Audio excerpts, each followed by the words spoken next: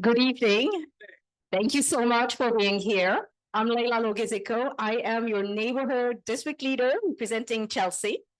And this is really my absolute pleasure to welcome you tonight to a candidates forum brought to you jointly by CRDC, the Chelsea Reform Democratic Club, and Hell's Kitchen Democrats. Exactly. Tonight, we will hear from our current Manhattan district attorney who is seeking re-election. We will then hear from candidates vying to be public advocates, as well as from the candidate running for the re-election to the City Council District 3. Before we get started, I want to give a huge thank you to all of our members and members of Hell's Kitchen Democrats who are engaged and who have submitted questions. We had a question intake form that was circulated that really helped us put together a questionnaire. Those questionnaires are available on our websites, and I invite you to go and read what the candidates had to respond and what is their platform and their position on a variety of issues that pertain to our districts. Special appreciation goes to Fran Hazelcorn, our state committee woman, Candace Hewitt, CRDC president, Roberta Geld, who is our past president. And this lineup would not be complete without a warm shout out for my fantastic co-leader, David Warren, who makes sure that Chelsea stays well represented. Here on the West Side, we don't just sit back and let democracy happen to us. We grab a seat at the table, we ask the tough questions, and we hold our leaders accountable. And tonight, we have the opportunity to ask questions. All of you have this opportunity to ask your questions. And we are here to hear directly from the people who want your votes and, more importantly, who want your trust. So I'm going to turn it to Daniel Soso, my colleague, who's the treasurer of CRDC, and he's going to give you the rules for the evening. He's the timekeeper, and you want to listen to what he says because he's not kidding. Hi, everyone. Everyone's favorite part, the forum rules and format. We will spend 19 minutes with each candidate. Each candidate will have 4 minutes to introduce themselves, and the remaining 15 minutes will be for Q&A. I will be the timekeeper, and when your time is up, the music will play, and believe me, it will play. The Q&A process. If you'd like to ask a question, please scan the QR code. They're posted up around the room and with your phone and fill the short form, or sign up on the question sheet at the sign-up table. When called on, you'll have 30 seconds to ask your question. Candidates will have 1 minute to respond, and we will strictly enforce this time limit to ensure we hear from as many people as possible.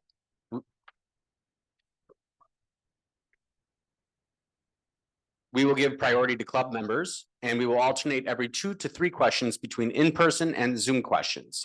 If you are on Zoom, please use the raise hand function, and please be ready to unmute yourself before you ask questions.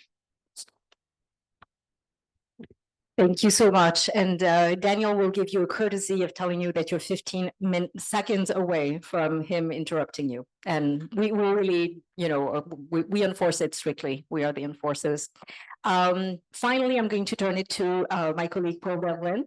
I want to ask something that is really important, and we did a really good job last week, and I trust that we're going to be successful tonight again. We will maintain the decorum at all times and treat each other and the candidates with respect. This is the space for meaningful discussion, and we're here to listen and to engage. So you may not like what the candidate has to say, and you may decide to vote on your endorsement according to what you heard. Today is really the opportunity to ask questions and to listen to the candidates' answers.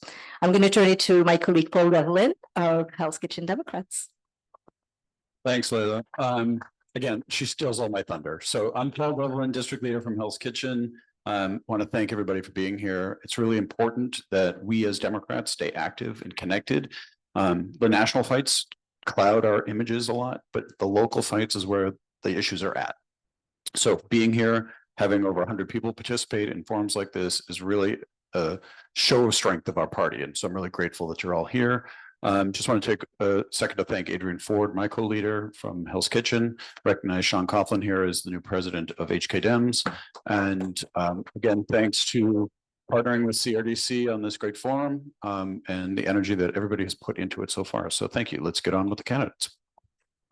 Terrific. The first candidate is seeking re-election as a Manhattan District Attorney. So the role of the Manhattan District Attorney is to be the chief prosecutor for New York County, which is also known as Manhattan. And it is my pleasure to introduce Alvin Bragg. Good evening. It's great to see such a great turnout. It's great to be back with the clubs as district attorney, only allowed to come when you're on the ballot to protect the integrity of the office. I really am so pleased and privileged to be your district attorney. For me, this really is a labor of love. I've experienced most parts of the criminal justice system growing up in Harlem during the height of the crack cocaine epidemic. I had a homicide victim on my doorstep, a semi-automatic weapon put to my head, shots fired at me. So really experiencing public safety challenges. My father ran homeless shelters, so really sort of a precursor to some of the things we're seeing in our mental health crisis today. And then as an adult, I had a relative, a loved one stay with me when he was returning from incarceration. So this really is a labor of love, and I thank you for giving me the opportunity to serve for 4 years or 3 years so far. I want to talk about the work of our office in sort of 3 buckets and do sort of what we have done and sort of a look ahead. The first is violent crime. There was actually some reporting today. One of the stats I'm most proud of is in Manhattan during the past 3 years, shootings are down almost 50%. Targeted enforcement combined with investments in our communities most at risk, particularly those working with youth affected by gun violence. Also, we stood up a special victims division, really focusing on domestic violence and sexual violence. And we built out our survivor services, our advocates and our counselors. Our emergency services to survivors and victims are up 300%. And we also, I don't see anyone here from the council, but we went to the council early on and got $1.7 million and grew our hate crimes unit from 3 assistant district attorneys to about 17, really able to meet the moment now, initiating more hate crimes prosecutions than ever before. So that's the first bucket. Crime is down in Manhattan about 10%. We're not back to where we need to be pre-pandemic, but everything is trending generally in the right direction. So we want to double down on that kind of targeted enforcement. The second bucket is where we really have a lot of work to do. It's our mental health bucket. We've been leaning into that. We need more resources. We need to continue to do what we've been doing, but we really need to double down. Just today, we announced the sort of expansion of our Midtown hub into Hell's Kitchen. We've seen really tremendous results from a collaborative approach with really all of the tools in the toolkit: sanitation, health, homeless services, working alongside the police department and the district attorney's office. So we've expanded that right here into this neighborhood from the Times Square neighborhood. So we're looking to get in the same kind of results. We've also doubled our footprint in our problem-solving courts, our mental health court and the substance use court. And we also have spent $9 million investing in navigators, those who are disrupting and preventing crime, talking to people in crisis, both in our communities and also right in our courtrooms, taking people right from our courtrooms to transitional housing. So we need a lot more of that. Some of that's funding, some of that's law changes. Happy to sort of get into and talk about that in the Q&A. The third bucket is standing up to the powerful. We're going to continue to do that, whether it's our public corruption docket, whether it's our worker protection and worker safety unit, focusing on workers who particularly right now are in crisis, our tenant protection unit that we stood up, focusing on landlords who are harassing tenants out of their units or holding ourselves accountable. We started a conviction integrity unit and we're really looking back, and we've vacated a number of convictions that we no longer have confidence in. So that's the nature of the work. We really, as I said, things are trending in the right direction. Proud of the record we developed, but we know we have a lot of work to do, and I would really be humbled to do it for another 4 years with your support. So thank you so much.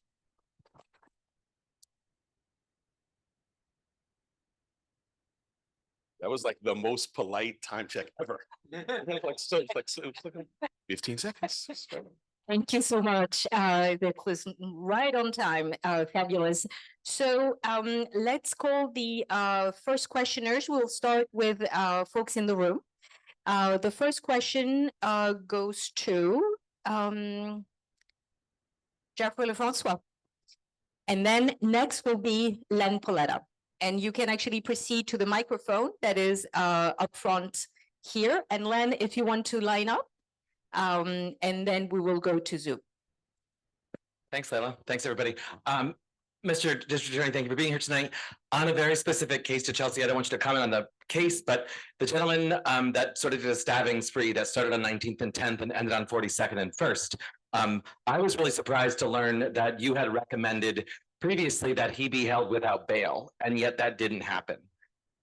Why is that happening when you're making recommendations to the courts to hold somebody who puts our public safety at risk, and that's not?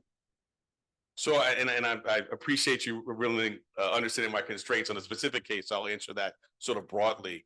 And with some deference to my colleagues on the bench, every case is fact specific. We make our arguments. I would say for the most part, judges are agreeing with us when we ask for bail, and we do that, judiciously and based on the facts. And there are times when they agree with the defense counsel. Sometimes, oftentimes, actually, they'll sort of be somewhere in the middle. And it's incumbent on us as the representing the people of the state of New York to make the arguments. I've sort of charged my district attorneys with discretion really to be judicious. And we have macro conversations with the bench about what we're seeing and sort of trends, and every individual case is really up to that specific judge. But we are having sort of an ongoing conversation about what we're seeing about public safety challenges with kind of the court leadership. So we kind of stay in touch on that kind of macro level.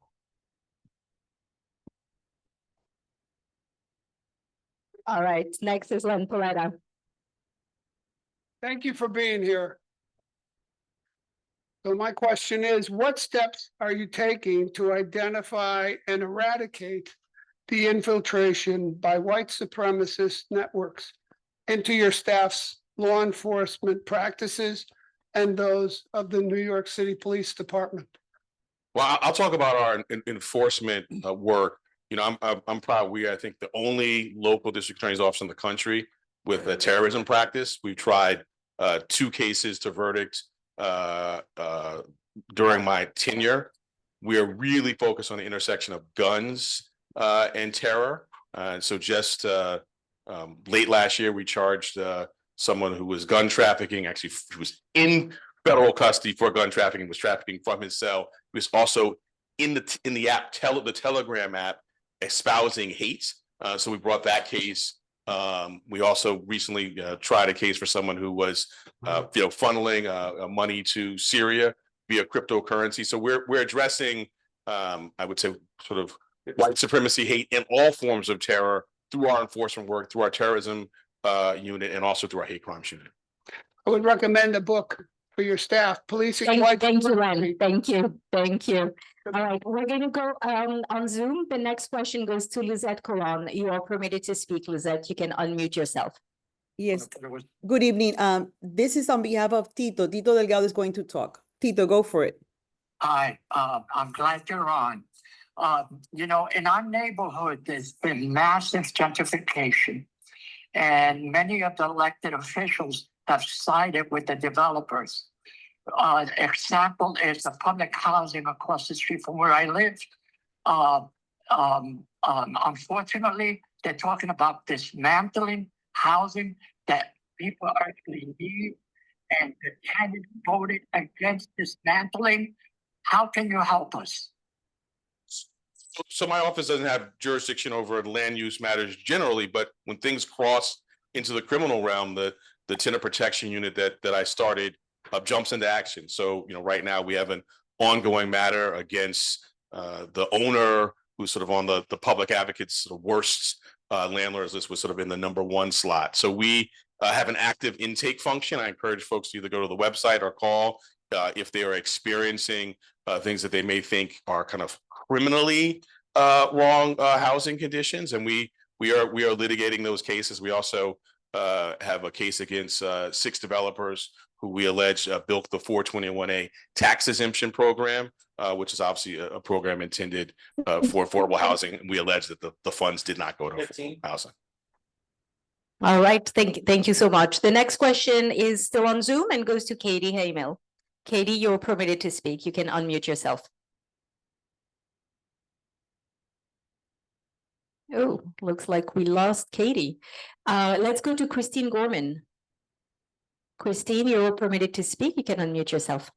Thank you. Christine Gorman, Hell's Kitchen Democrats. I'm going to follow up to the question that was asked about white supremacists. Although the answer was about terrorism generally, the question was about white supremacists on the staff who are employed by NYPD and the DA's office. What are you doing specifically to make sure that white supremacists don't try to take over either the DA's office or the NYPD? So, Thank you. and sorry if I misperceived the import of the question. You know, for my staff, I can say I interview every single assistant district attorney who's hired, and so in the past 3 years, it's about 60 or 70 a class, and we also have a robust EEO function. So I've got great confidence that we are doing our part there, and certainly if things are brought to our attention, we'll handle them forthwith. In terms of the police department, look, we have an active police accountability unit. I mean, I would say the things that are presented to us most prominently are excessive force. We had a excessive force conviction just 2 weeks ago, and fraud. Have not said that we've been presented with kind of allegations of white supremacy, but I will certainly say, like, we are here, and so if you're aware of that and want to let our office know of something that we should be looking into, the police accountability unit is separate and distinct from the NYPD. In fact, separate and distinct from my office in that they report directly to me through my general counsel. So we stand at the ready. Thank you. Next question in the room. Let's go to Alida Lafargue, followed by Hector Vasquez. Thank you, Alida. And Hector, if you want to line up, that would be great. And then we'll take one more in the room and it will go to Lenny. Lenny, if you want to line up as well. Hi, I'm from Hell's Kitchen Democrats. Thanks for being here. I'm wondering if you have plans in place to help support our schools with the threat of ICE coming in to detain migrant children. So I will say we focus first and foremost on our courthouse. We see really happy to see the leadership from our state courts on that. Have not, but happy to sort of engage with our schools. What we have been doing, and I think this is a core public safety issue, is loudly and clearly, and hope you'll repeat it. We don't ask where the folks are documented. We ask for their status because we can't solve crimes that way. Imagine if someone was assaulted outside and the first thing you did was ask them where they're from. We wouldn't solve crime. So that's what we've been focusing on, talking about sort of our role and sort of our house and what we're doing and the guidance that was giving to our staff. But again, happy to, one of the things I love about this is you get ideas, happy to think about ways that we can sort of lead and help our schools as well. If you've got specific thoughts, I'm interested. Thank you. Next question goes to Hector Vasquez. Hector, go ahead. DA Bragg, recent incidents like the shooting on West 17th Streets today and the incident involving a woman with a knife on West 22nd, it underscores the urgent need for safety in the community and concerns in and around, especially Fulton houses and Chelsea Abroad. Given these challenges, what is your opinion on the new redevelopment that's proposed for Fulton houses and Elliott Chelsea? The general feeling by the residents is that it will create a more safe environment and reduce crime. So I will say, maybe this isn't politics to say, I'm not steeped in that, but what I can tell you is our view is, and our job is, whatever comes out, whatever the land use decisions are, is to keep folks safe. And that's why I started up top with saying, I'm proudest of the fact that shootings are down almost 50% of the past 3 years. Obviously, doesn't matter for the shooting that happened today. And so our job is to investigate that with NYPD and hold folks accountable. And whatever the housing situation is, we're going to continue to do that. Great, thank you. Next question goes to Lenny. Lenny, go ahead. How you doing, Mr. Beck? I just want to foremost and first say I'm not a big, on the bail reform system that's been out there, but I know you got to work what you do. The reason is, my question is, I got 2 senior citizens that where I live, they got assaulted. One with a cigarette butt to the face, the other one was beat down, and the perp was let go after 3 months. So what I want to know, are you guys going to, if you were elected, would you tinker with the bail reform system? I mean, I think guys should get more than a little slap on the wrist? So that question, of course, I don't know all the facts, if it doesn't sound to me like a bail issue. If someone was in for 3 months during the pendency of it, that means they were probably in on bail, and then maybe they made bail, or maybe they negotiated a plea agreement. And so I think we have the tools we need on bail. You may have sort of read the last couple of weeks, we are sort of pushing for discovery reform. We're having a lot of cases. I don't know if this happened in that case, but we are having citywide, the dismissal rates are up, way up from 2019. And that sounds like an assault 3, maybe an assault 2 case. I don't know what the charge, I don't know the facts, but we certainly have seen citywide because of discovery, and I can sort of go into this more, but essentially, if we do not meet our burden, I've been a prosecutor since 2003, I believe in early robust disclosures, but the statute says if there's even an inadvertent, or the courts have interpreted, even an inadvertent failure to turn over some information, judges have been dismissing those. And I don't know if that's what happened there, but that is our most significant hole that we need to plug, not the bail statute. Okay. Thank you. We're going to go back online. Katie Hamil, you're permitted to speak. You're next. You can unmute yourself. Hi, can you hear me? Yes, we can hear you. Go ahead.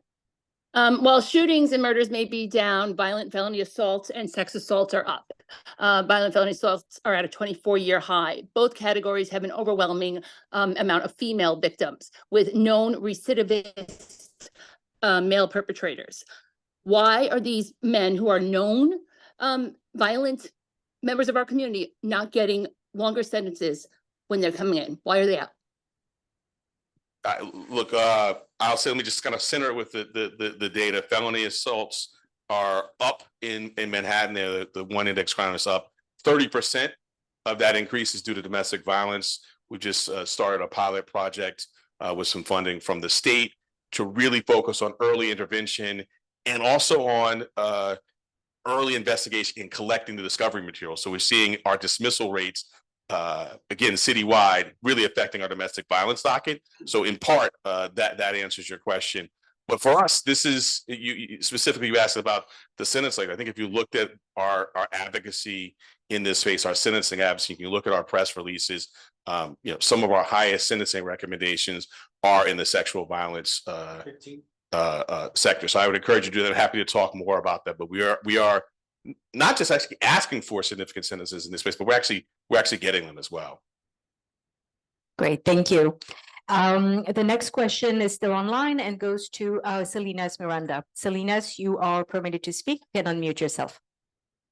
Hi, can you hear me? Yes, we can. Go ahead. Can you provide us with the statistics of the crime rate in Chelsea and where is it concentrated in? Because there seems to be the stereotype that's building up that is coming from the NYCHA buildings. These are the people who are pushing for demolition. We need proof. Where can we find and see where the crime is focused, concentrated in Chelsea? Sure. So the NYPD CompStat, which is publicly available information, is very, very helpful. I also would be happy to coordinate with the organizers of this. I look and study at weekly heat maps of where crimes are concentrated in various neighborhoods. So we'd be happy to sort of have a sub meeting of this to go over specific crime trends on a kind of a sub neighborhood basis. Please, thank you. Thank you. All right, back in the room. Next question goes to Luana Green, followed by Roberta Gelb, followed by Carla Fine. So if you want to go and line up to the microphone, that would be great.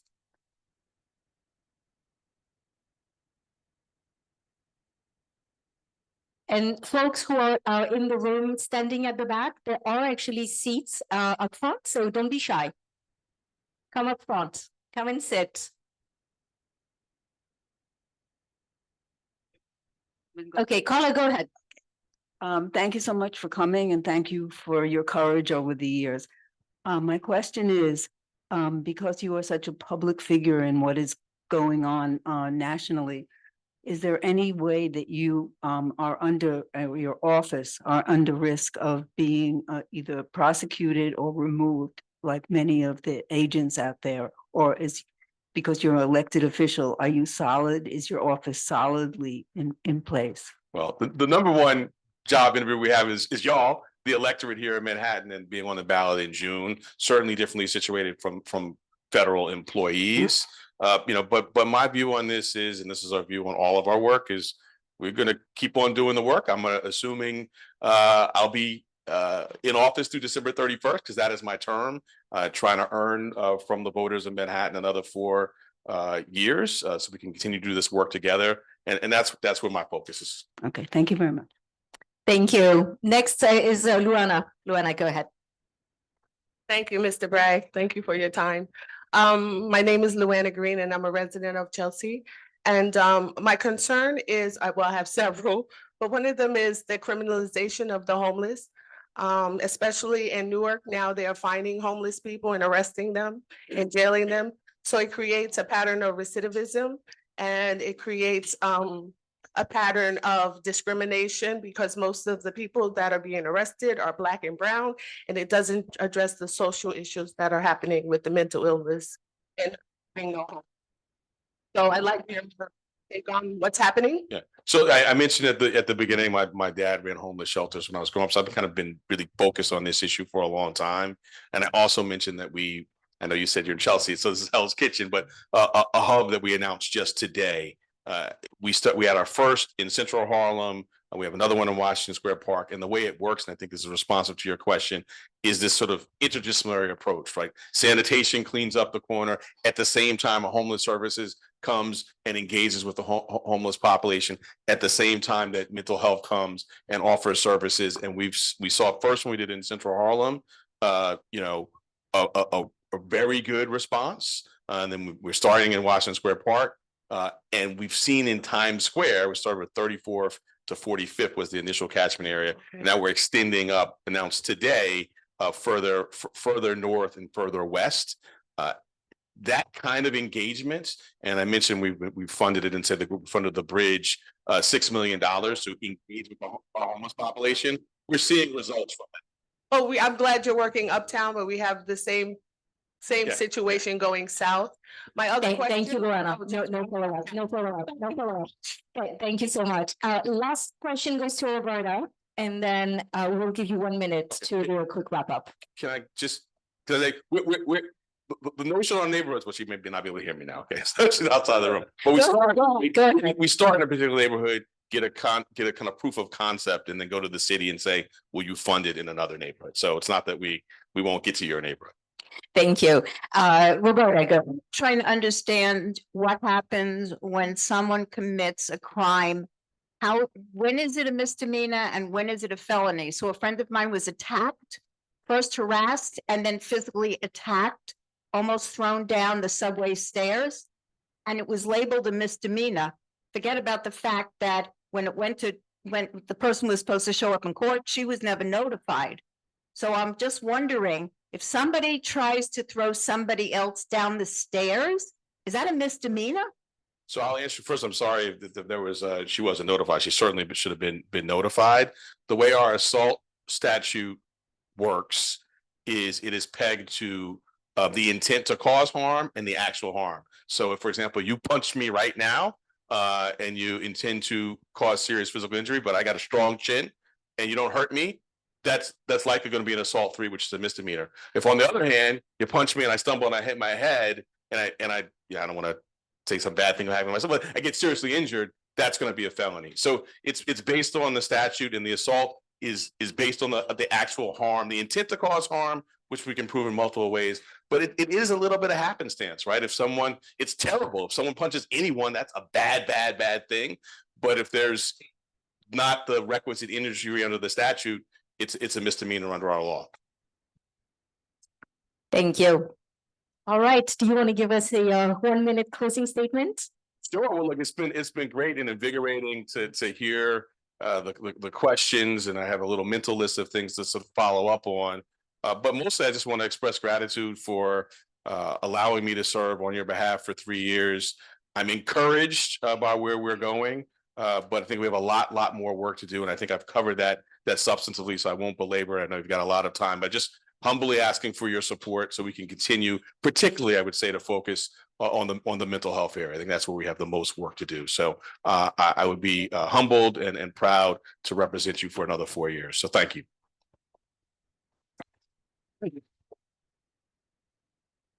Thank you so much. Thank you. The next candidate, we are going to we're going to change a little bit our lineup to accommodate those who are already in the room. We are actually going to call Marty Dolan, who is a candidate for public advocate.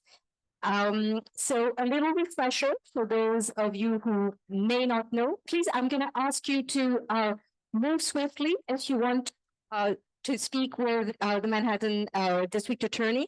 You can actually do it outside the room. Much appreciated. Thank you so much. Marty, you can get to the stand, and Paul is going to give you the microphone. We wanted to actually underscore and underline the responsibilities of each position. Some of you may not know what the public advocate does, so I'm just going to go very quickly. The key responsibilities are to act as a watchdog, to introduce legislation. This is an ability for the public advocate. The public advocate can introduce legislation. And finally, the public advocate is next in line for mayor. So if the mayor is unable to fulfill his duty, then the public advocate takes over. With that said, the rules are the same. You have 4 minutes for your intro, and then we'll do a 15-minute Q&A session. Marty. Hey, guys. Thank you for having me here tonight. This neighborhood is actually my home turf. I lived in the West Village for 12 years, and I lived in Hell's Kitchen for 4 years. And I like to think about it as a great example of tonight's word, which is going to be balance. So this is the key to my campaign, and I hope is the key to our political future. So people in this neighborhood remember it, but when I moved back to New York in 2000, we still had AIDS deaths that were climbing, and then the planes hit the World Trade Center. We really wondered how we would cope. And when you walked down the 9th Avenue and you looked in the back of the post office and you saw what a big empty building it was, you couldn't imagine, that it would ever be renovated. I was occupied then helping to rebuild the insurance industry. So we helped rebuild the World Trade Center. And then we helped make it safe for people to go back up in skyscrapers and tall buildings and fly airplanes and go through airports and, all that type of security stuff.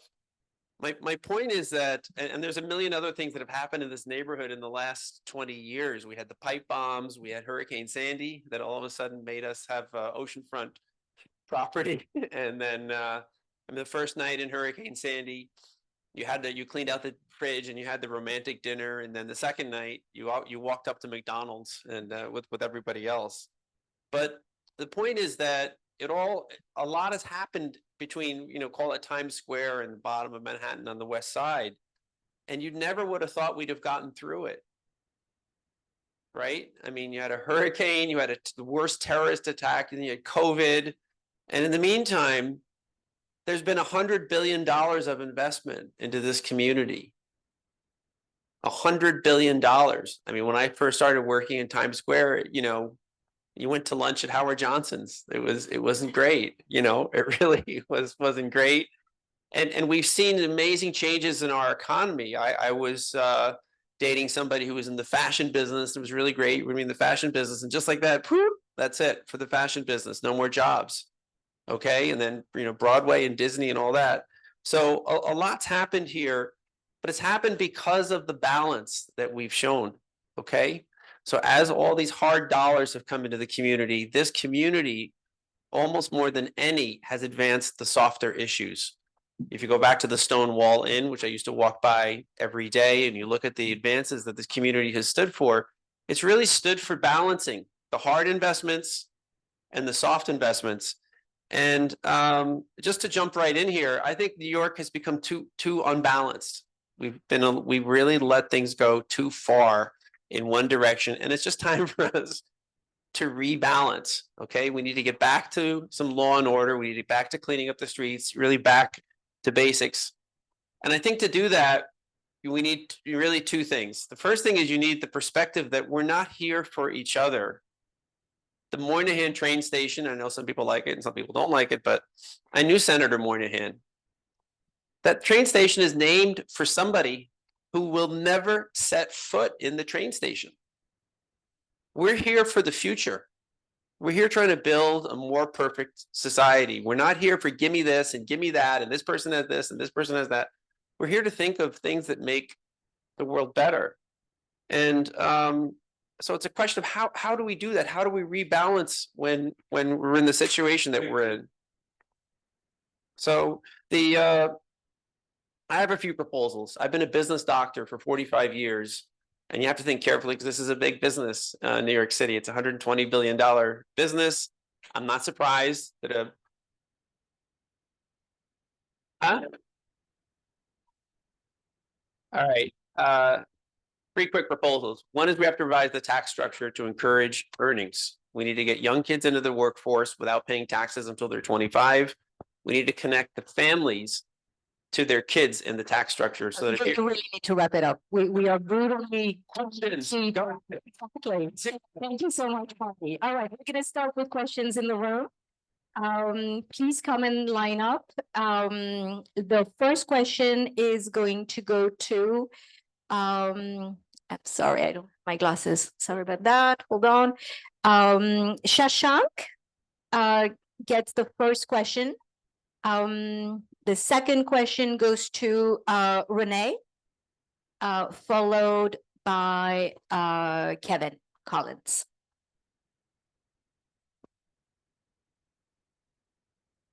Hey everyone, how's it going? I'm Marty. My name is Shashank here from Hell's Kitchen Democrats. So obviously a lot of people in this room, me included, a lot of my friends included, no one really knows what the public advocate does, right? I mean, that's a role that like I think it's pretty safe so far. But my question is basically, it's a general question for most candidates, but how do you foresee yourself playing the role of the public advocate, and how do you see that playing a larger role in city government altogether? How would you personally want to see it be used to advocate for communities in need? I think the public advocate is there to make sure the city's doing its job fairly across all the demographics and all the neighborhoods of the city, and that all the agencies are doing their jobs. I think the current public advocate has been a complete failure at that.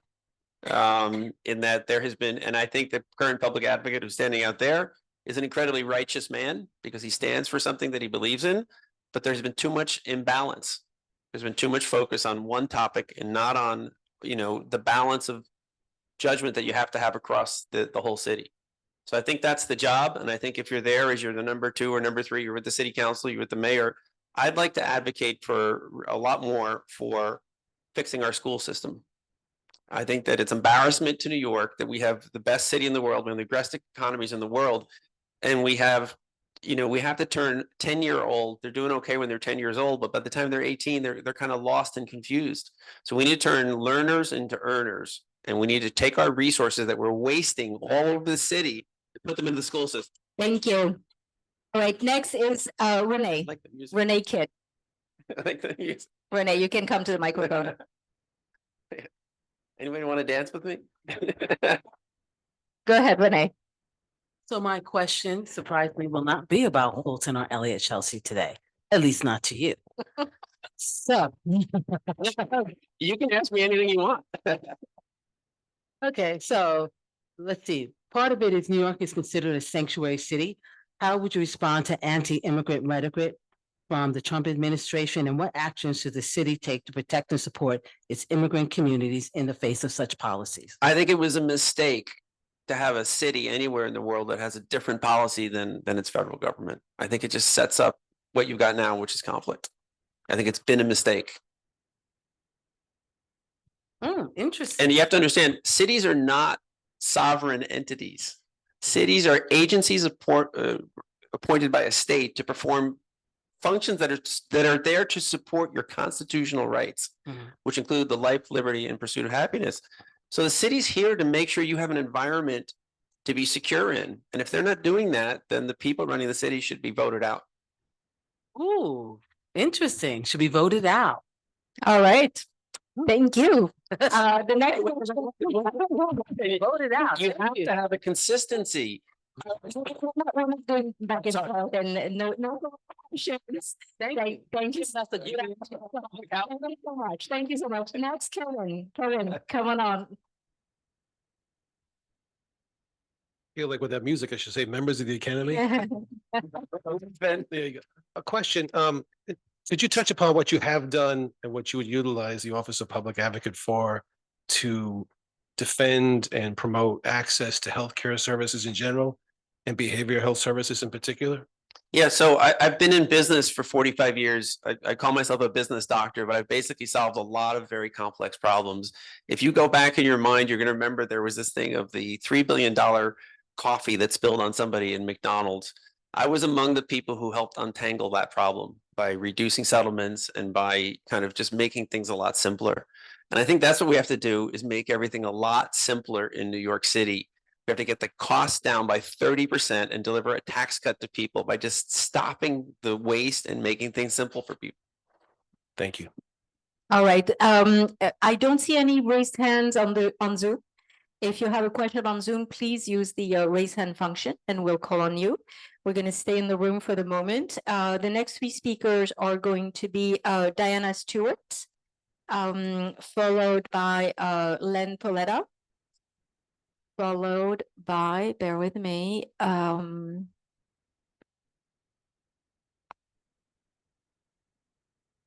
Susan Kenny.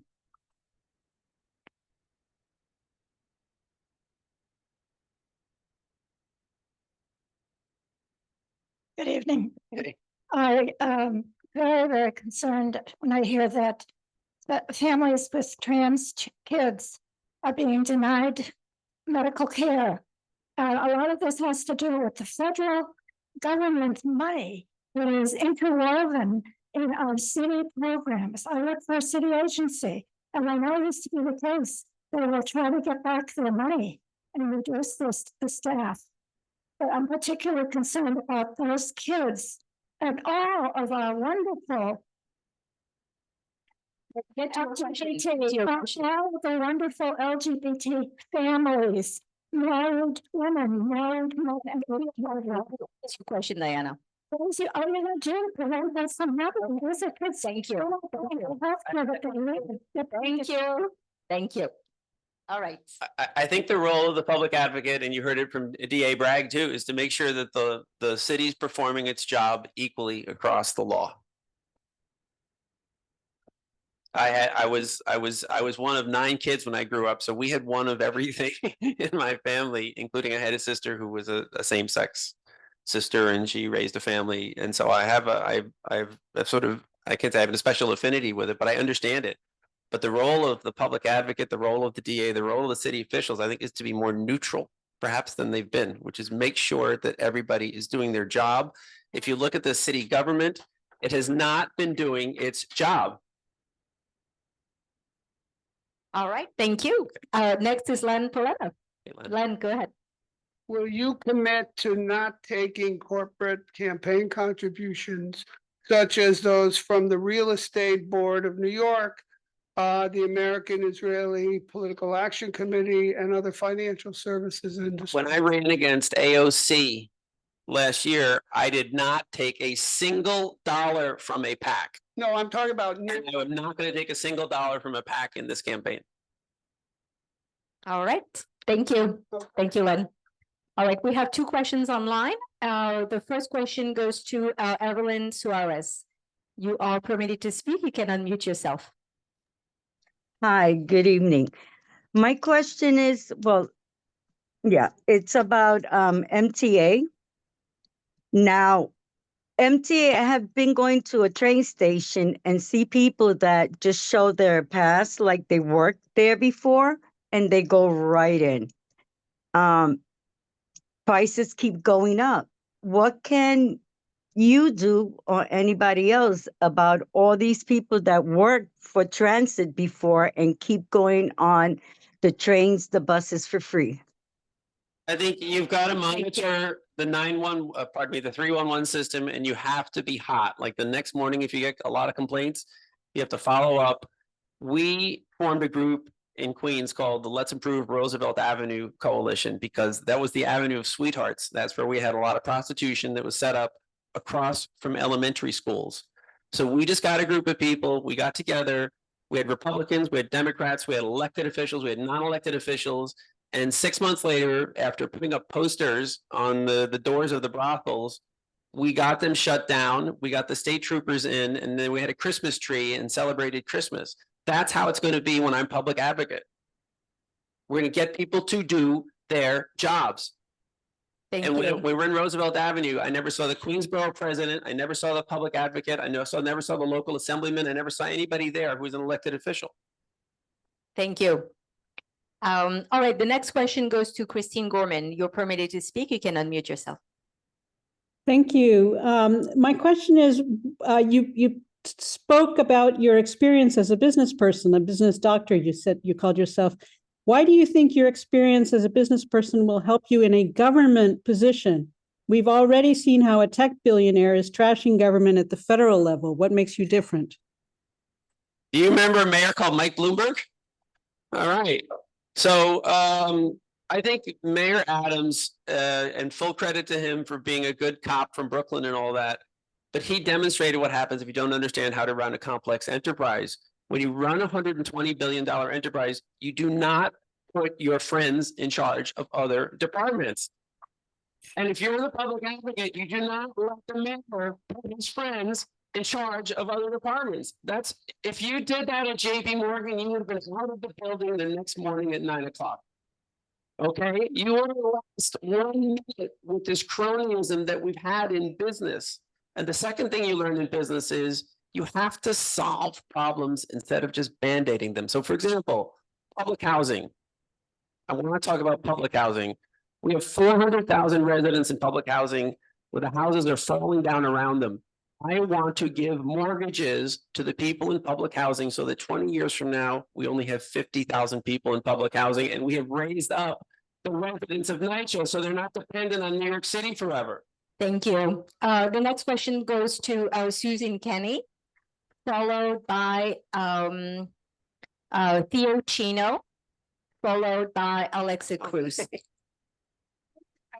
Speak in the microphone, Susan, please. I wanted to know about the public housing because a lot of people don't want they don't want new homes. They want to stay in their apartments and have their apartments renovated because they're afraid they'll lose their homes and everything else put together. And me particularly because I'm a disabled person.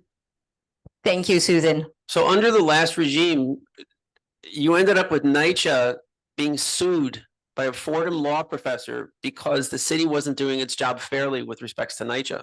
They were not giving enough information to NYCHA residents about how to, there are certain delays you had with missed rent because of COVID and all that. And the city of New York is getting sued because the current administration was not doing their job. They weren't taking care of NYCHA residents. So this is one of the first things that you should do as public advocate is make sure that people are doing their jobs. But in the long run, I think what we need to do is we need to develop a transition plan for people in public housing to own the apartments. If they feel like they want to, they can stay there if they don't want to own them, but we shouldn't encourage 500,000 people to be in public housing forever. Thank you. Next up is Alexa, go ahead. Hi, I'm a NYCHA resident and I've been a NYCHA resident since 1969. And beautiful. I only could afford NYCHA resident. If you put this in the market rate, and if you let these elected officials do what they want with these people, we are going to become homeless. All of us. Everybody. I'm not going to let that happen if I'm public. No. You're not going to be the question, Alexa. What is the question? Okay, what are you going to do? What are you going to do? Could you represent? Could you help the people from NYCHA? Could you help the people? Let's hear Marty. Marty, go ahead. I think the public advocate's role is to balance what everybody needs. Okay, and they're not there to represent NYCHA. They're there to represent the citizens of New York. Sorry, no back and forth. Thank you. Go ahead, Marty. I think in the long run, what the city's done is they put themselves in a trap with public housing, which is you've got the highest percentage of people in the world in public housing in New York City. You don't have this in Zurich. You don't have it in London. You don't have it in Chicago. And it's a trap. It's a dependency trap. And that's okay. It was a good idea 70 years ago, and it's a good idea. We have to be respectful for these people, but we have to also give them a path. If they want to have a path to become owners, we should facilitate that with mortgages from our pension fund. Thank you. All right, we can take two more questions. The next one goes to Theo Chino, followed by Alida Lefort. Chino. Today.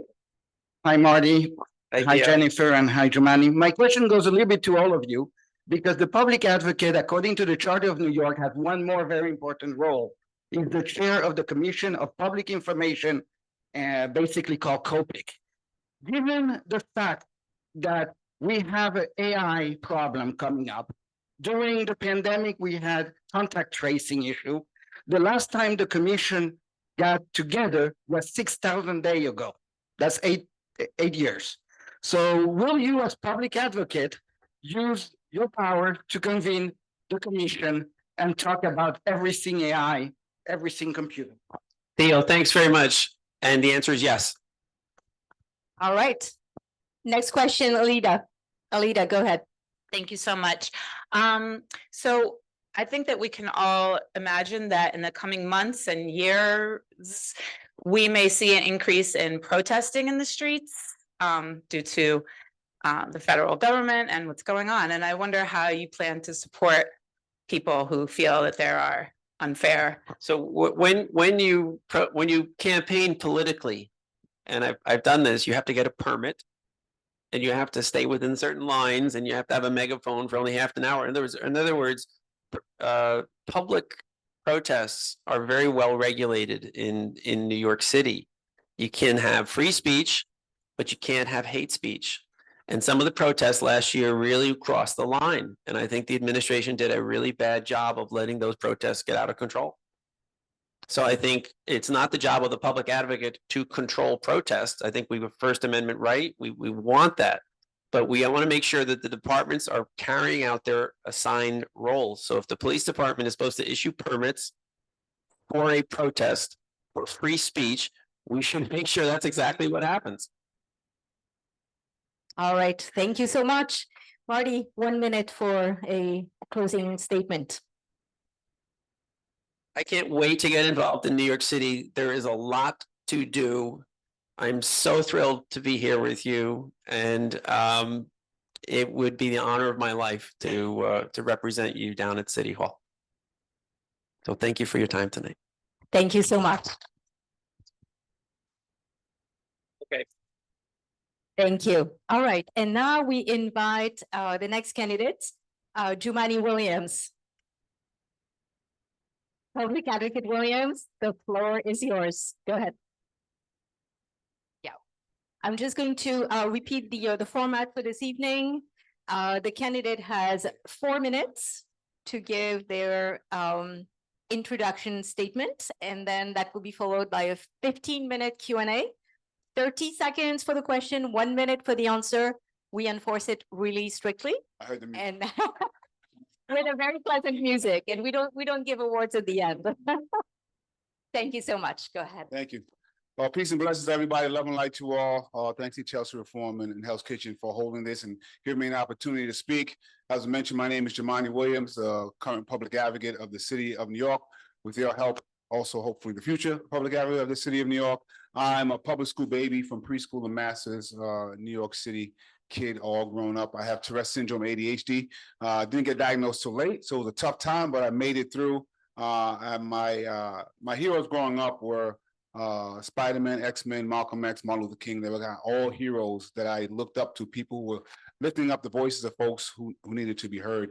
And I'm a community organizer by training. I always say it was long before Barack Obama, so people had no idea what a community organizer was. My mother asked me to please get a real job. I told her that actually is a real job. And I really wanted to try to see how I can make a difference in the city that I love, the city that I grew up in. And I ended up running for office in the city council against an incumbent. I was told I was crazy for trying to do that. I did it anyway. Really, I've been trying to cause as much trouble as humanly possible since I got elected in the city council. I was told that I had to choose between being that organizer and being an elected official. And I said, I don't believe I do. In my looking at politics, the best elected officials were organizers. And I didn't think that you had to choose. And so it was important to me to really show that you can be impactful and not do politics as usual. And so I was proud when I left the city council, city and state had listed me as the most productive council member after the speaker.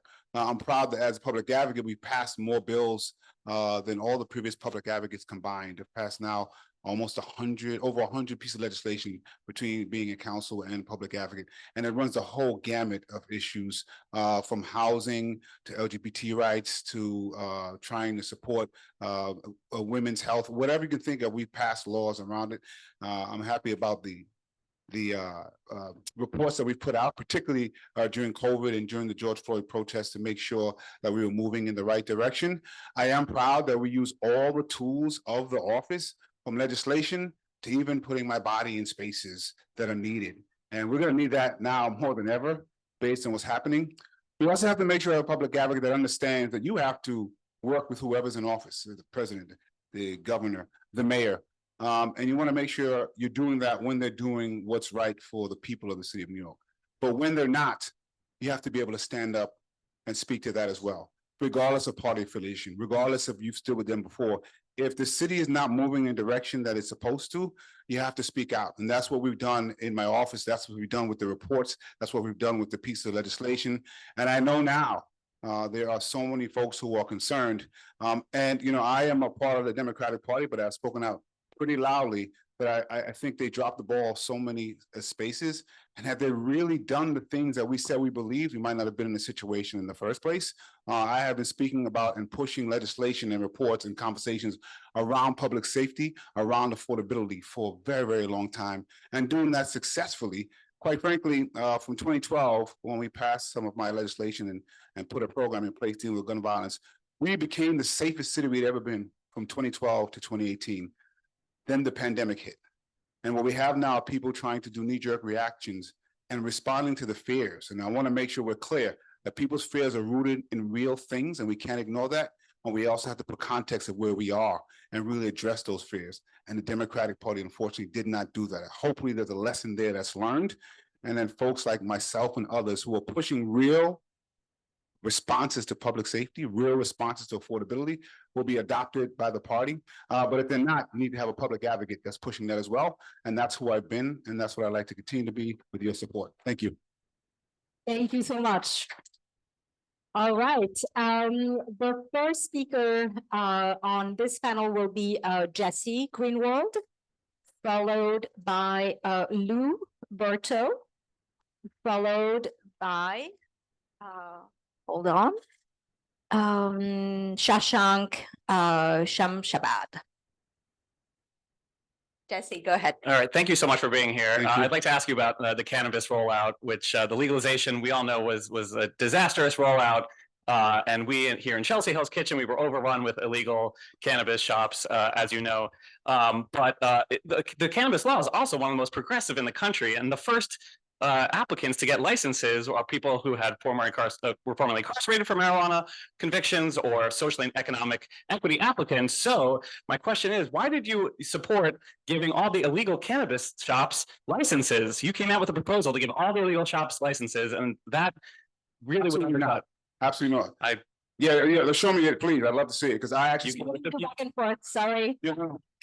Can chat in the corner. And I would say, and I'm sure one of my opponents will speak about the work that they did.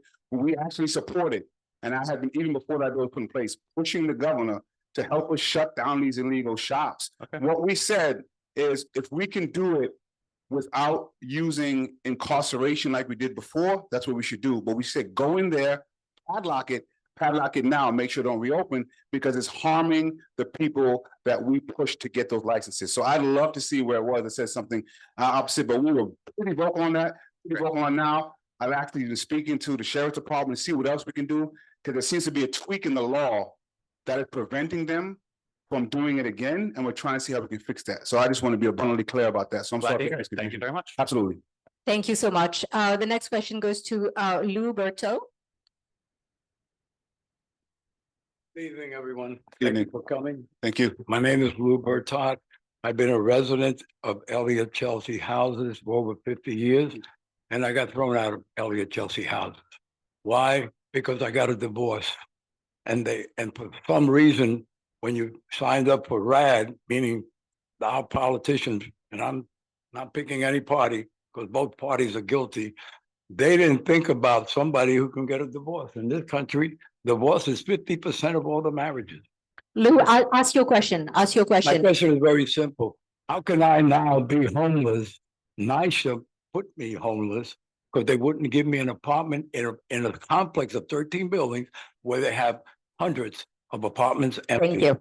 Thank you. That's it. So I'm trying to figure out what the divorce had to do with it. I'm not 100% sure what the divorce had to do with why you don't have an apartment. So Because in order for you to sign a divorce in New York State, you can't live with the person you're divorced to. yeah, but And still, if you signed you applied for housing.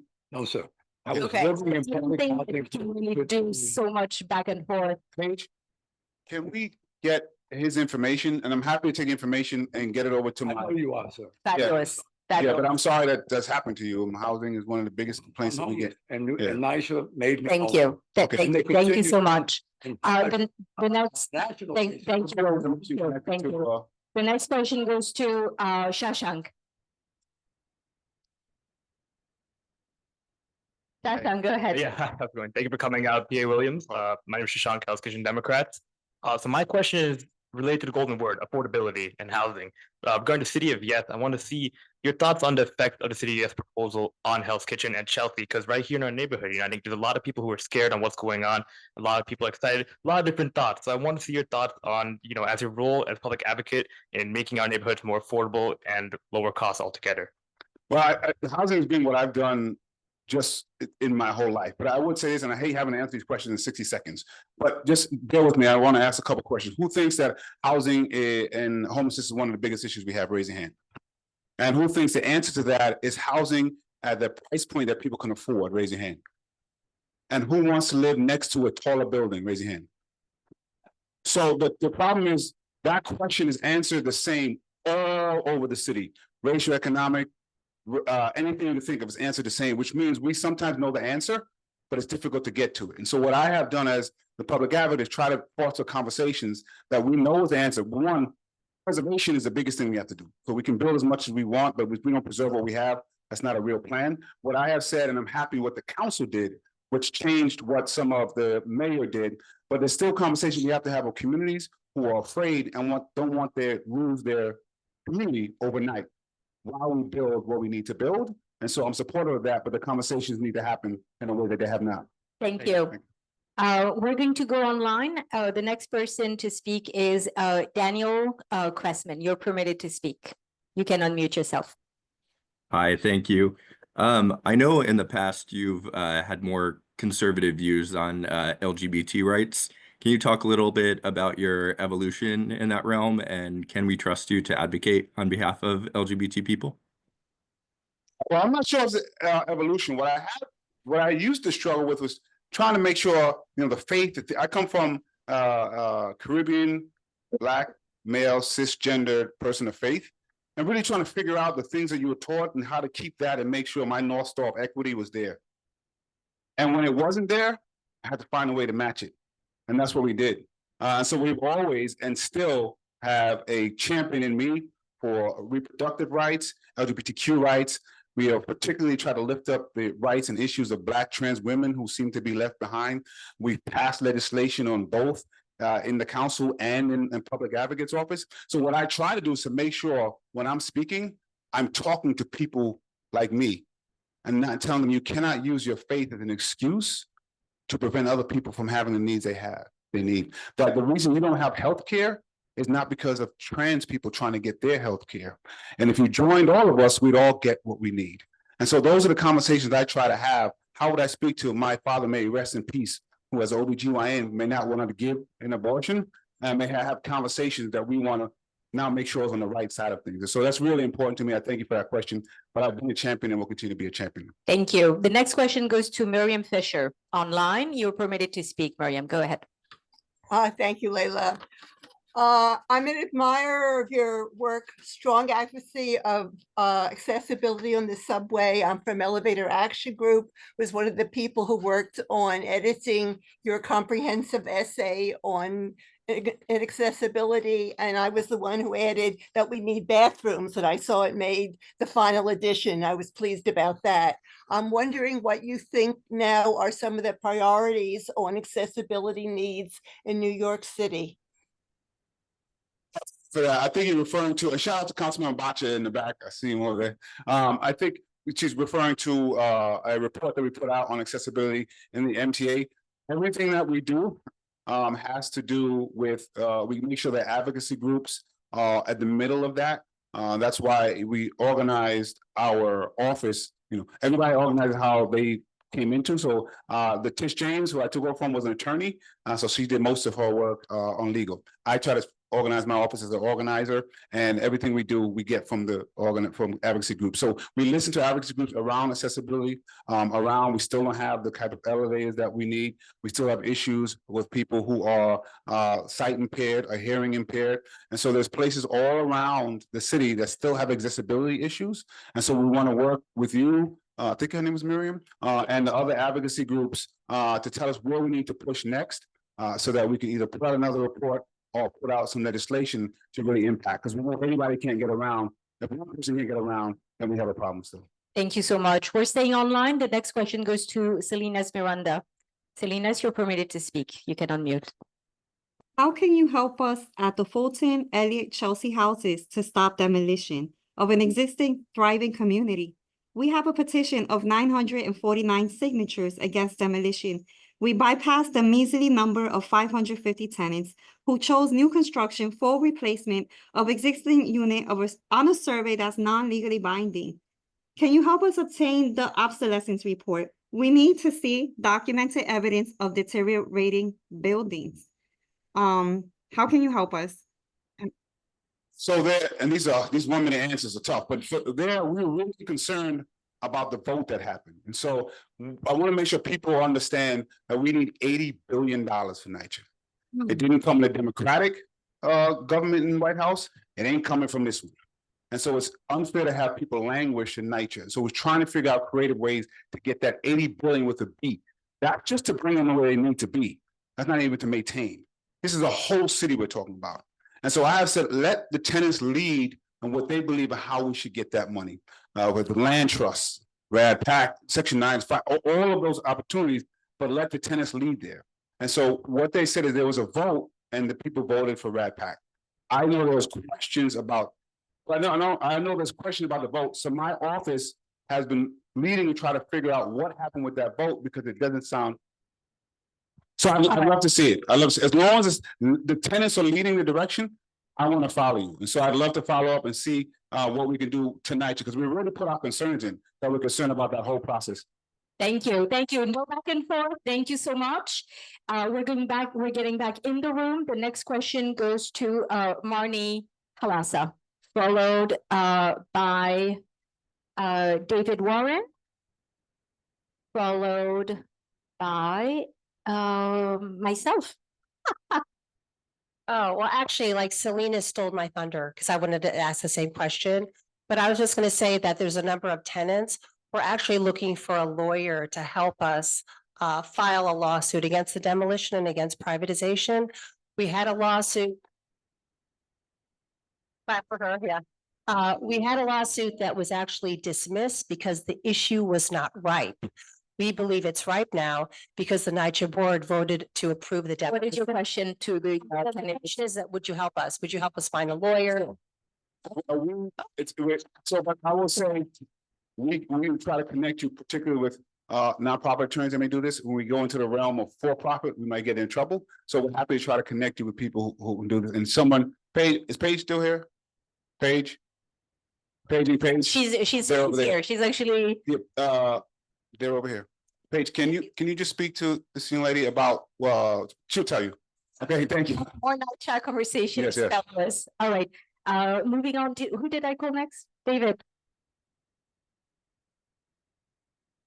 Great to see you, Mr. Public Advocate. Hope you'll get a chance to meet with some of our people from our NYCHA like Renee, who just got elected to Elliott Chelsea as president. But my question is, how often, what form of transportation do you get to work? And will you, now that we have congestion pricing, subsidize city bike riders and also some municipal employees to ride on public transportation, especially like the suburban lines to get to work? Say that last part again. Will you encourage municipal employees who live in the suburbs or in three fare zones to get on the Long Island Railroad or Metro North? Will you subsidize them so they don't drive into the city? Well, so where I go to work is not the same every single day, so it depends on what it is. But I won't lie, most of the time we do have a vehicle that the citywide electors do drive around in. My family or my daughter who goes to school takes the train every single day, and like every parent, I'm concerned about that. And my family don't have some of the privileges I do, and I won't for long. Hopefully, not until after next term, but I won't until after that. So the mass transit is very, very important to me. We've supported everything possible to get money into mass transit and encourage people to use mass transit. And so that includes we subsidizing some of the bicycle, the city bikes and things of that nature. So whatever we can do to encourage folks. So again? No cross conversations. Keep going. So whatever we can do to encourage folks to take mass transit, to down the cars. My mother is very upset at me because she's one of the ones that, I come from a district that is, car heavy, but you have to consider the entire city. So we're very pro mass transit, even when my family is not particularly happy with me. Thank you, Giovanni. Next is Leila Mexico. Thank you. I have another transit and infrastructure question. Penn Station, big issue for this community. There's a plan to actually tear down block 780, which is the block to the south of Penn Station. Lots of folks in this community believe that it's entirely unnecessary. What have you done and what will you continue to do were you to be elected as public advocate for another term to actually help in this fight and to improve Penn Station as well as transit at and around Penn, because it's a regional issue, really? Yeah, I believe I stood with the community when they were fighting against that and a few times. We have a deputy public advocate for infrastructure and environment who keeps me up to date with what's going on. So I want to continue to support the community. What I've seen in terms of those plans, Penn Station, I don't particularly like. So we're trying to figure out how we can support the community and get the hub where we actually need it. I always try to figure out who's making money versus who's supporting it. And that's very important to me in all decisions. So I generally am usually standing with the community, and I'm honest if I think there's an issue where I can't. But this is one I think I still will continue like I have before. Thanks, Shimani. You have 1 minute for a closing statement if you want, and then we're done. Oh, thank you. There was a question before about COPIC. For the first time in 8 years, we actually did have a COPIC meeting a couple of months ago, elected an executive director. So we're excited about that.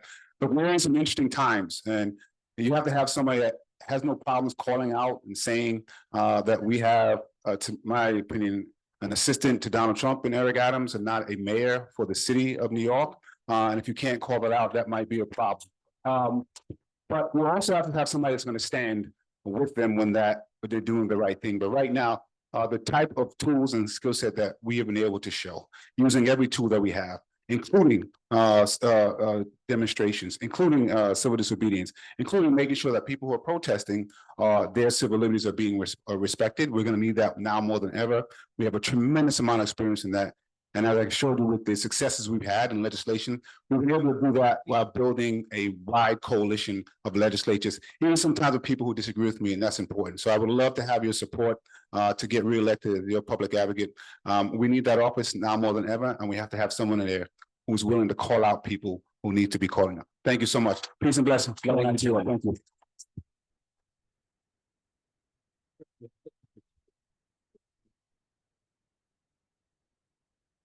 All right, everyone, we're going to shift gears slightly now. We're going to move on to our city council candidate. We're going to revise the format slightly because we know that this is a race that's really near and dear to most people in the room and more close than a lot of the other positions. So the format's going to shift a little bit. We're going to give the council member 5 minutes for his introduction statement. We're then going to give 30 seconds for questions, and we're going to allow 90 seconds for response. As you heard from our public advocate, a minute sometimes isn't enough time to go into depth. So we're going to give the council member 90 seconds as opposed to 60 seconds to respond. We have over 30 questions submitted already and topics and themes. So I'm going to remind people that this is an opportunity to ask a question, hear the response, not to go back and forth, take your discussions back to your clubs and your endorsements. But the less talk we have in the room, the more questions we'll actually be able to get through. So I'm going to allow the talking and then we'll ask questions after Eric speaks. So thank you. Go ahead, Eric. You have 5 minutes. Oh, with a mic, thank God. Hi, everyone. It's so great to be here with you, Eric Batra, City Council member, who I have the honor and privilege of representing Council District 3 the past 3 years. And I'm here to humbly ask your support for my final term as your City Council member. The past 3 years, I've taken on tough fights as a City Council member. When Jim Dolan and his machine came at me with everything they had, wanting an indefinite lease extension on top of Penn Station, I said no. 5 years max. They threw everything they had at me up until the day of the vote, up until the minute of the vote. Everyone was waiting in that room for 3 hours in that hearing room. I didn't go out to that hearing room until we got that 5-year extension and we prevailed. Chelsea General Theological Seminary, when a right-wing ultra-religious organization was about to take over General Theological Seminary for 100 years, we said no. I gathered my colleagues together, gathered the community members together. We contacted the Episcopal Archdiocese. They said there's no other way. We said there are other ways. We found another way. And now that progressive tradition of General Theological Seminary is going to continue in our community for another century. We've stood up against slumlords in our district. Steve Croman, 46th Street, 45th Street, harassing several buildings with the tenants. We marshaled the resources of the city. We met with the tenants regularly, brought in assistance. Those buildings, Steve Croman is no longer the owner of those buildings, and those buildings are being converted into 100% affordable housing for formerly homeless families right in Hell's Kitchen. Daniel O'Hebshalom was harassing tenants on West 46th Street for years, let a fire burn and forced out the tenants to a neighboring building. I brought the commissioner of HPD to that building. We met with those tenants every week for over a year. We rallied on the steps of those buildings. Now those buildings are in the control of a third-party administrator, and Daniel O'Hebshalom went to Rikers Island. I've been arrested once in my life. Once in my life, I've been arrested, and it was blocking the door to Governor Cuomo's office in commanding stronger rent control laws. Those laws need to be enforced, and that's what we in our office have been fighting for every month with our tenants clinic, offering free legal assistance to tenants throughout Council District 3. At City Hall, my legislative record, I'm so proud of what we've done legislatively. Local Law 35, perhaps my proudest legislative accomplishment, that guarantees mental health services in every family homeless shelter in New York City. 9 out of 249 shelters were offering mental health services in family homeless shelters prior to Local Law 35. Because of Local Law 35, my legislation and our collective efforts, hundreds of thousands of formerly homeless, of homeless family members are going to be getting critical mental health treatment every year. Been working on suicide prevention in schools. As a survivor of suicide as a teen, We've been working with the Department of Education, and my legislation now requires the Department of Education to offer suicide prevention resources to every public school student in New York City. That will save lives. Environmental work, legislation to require 30% tree canopy coverage for all of New York City by 2035, critical in the time of climate change. Single-use plastics, very important. Our oceans are being choked to death by single-use plastics, and we are contributing to it here in New York City. My legislation that will put a time limit on how long a property owner could leave a scaffolding up is hopefully going to pass soon. Legislation requiring developers to do rat mitigation for their construction sites. They've been getting away with not abating their construction sites. Thank you, Eric. We'll go to questions. Thank you. Thank you. Again, I'm gonna pencil everybody in the room. We have a lot of topics to cover, and I know there's a great interest in NYCHA. So I'm gonna start with that topic. And I'm gonna ask the two tenant association presidents to each come up and ask questions, and then two residents. So we'll start with Renee, followed by Miguel. Renee Kit, are you still in the room? Can someone out there tag Renee and tell her she's up? Or we can start with Miguel if Miguel is ready to come onto the microphone.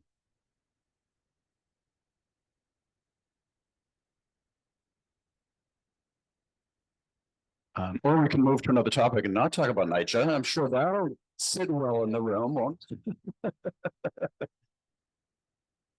All right, we are going to move on to another topic because we'll move to another topic. I promise you, everyone, we are going to get to NYCHA and have a lot of questions on that. But what I'm going to do now is move to Danny Rosemarin, a question on e-bikes. And following Danny, we'll have Kevin Collins on Midtown Hub.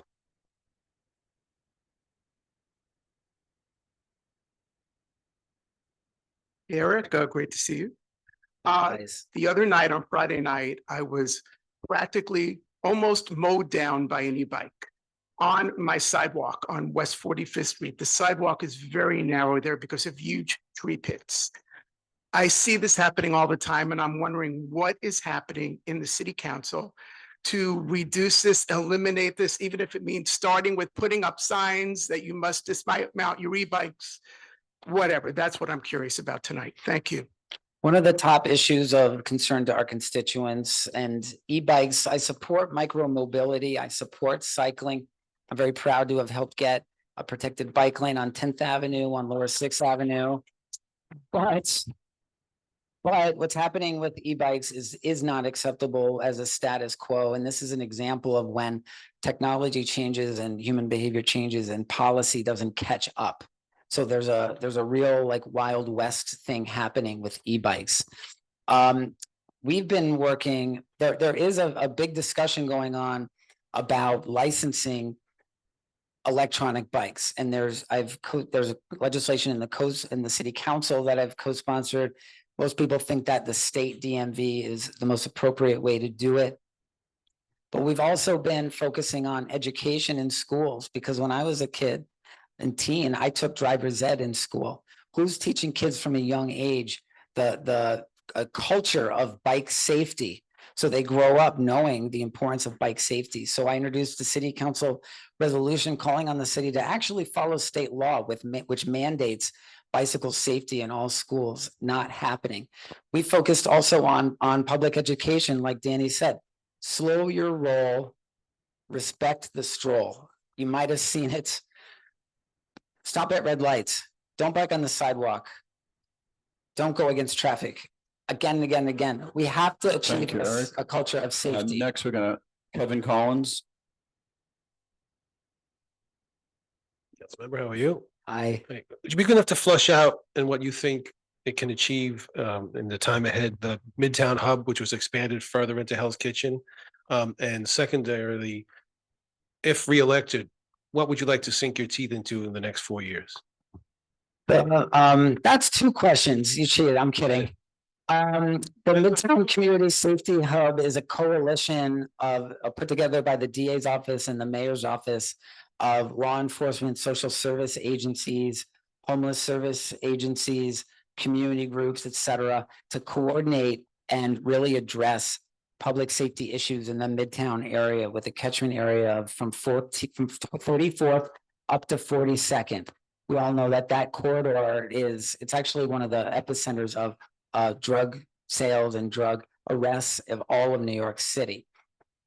It's been successful so far. And Brian Weber, the community member who's the chair of that, has reported really feeling progress on that. So just today, because of our advocacy, I've been pushing for this. The DA announced that would expand, that they're going to expand the hub north of 42nd Street to cover the residential blocks of Hell's Kitchen. A hub was just announced in the West Village around the West 4th Street subway station. I now want to get the same kind of coordination for Chelsea in the 21st and 8th, that 8th Avenue corridor. In my second term, I want to generate significant amounts of permanently affordable, deeply affordable housing. Thank you. Well, let's sing Renee. So I'm going to move on to Carla Fine. Carla.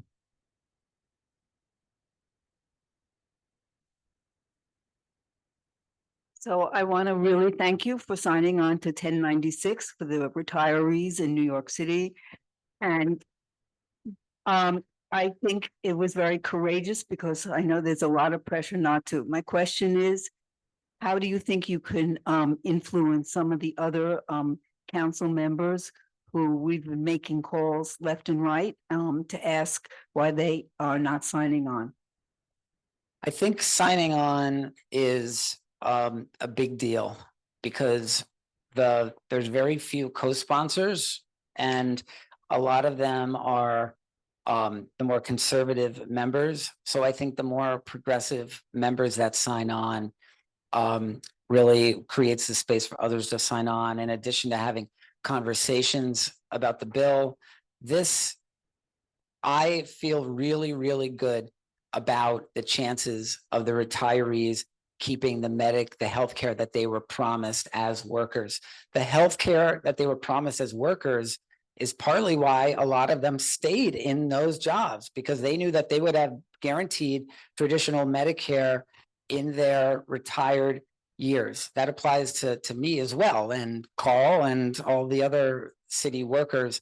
So it's not right to take that away from them because of contract negotiations. So I feel good about the chances for the retirees. Thank you very much.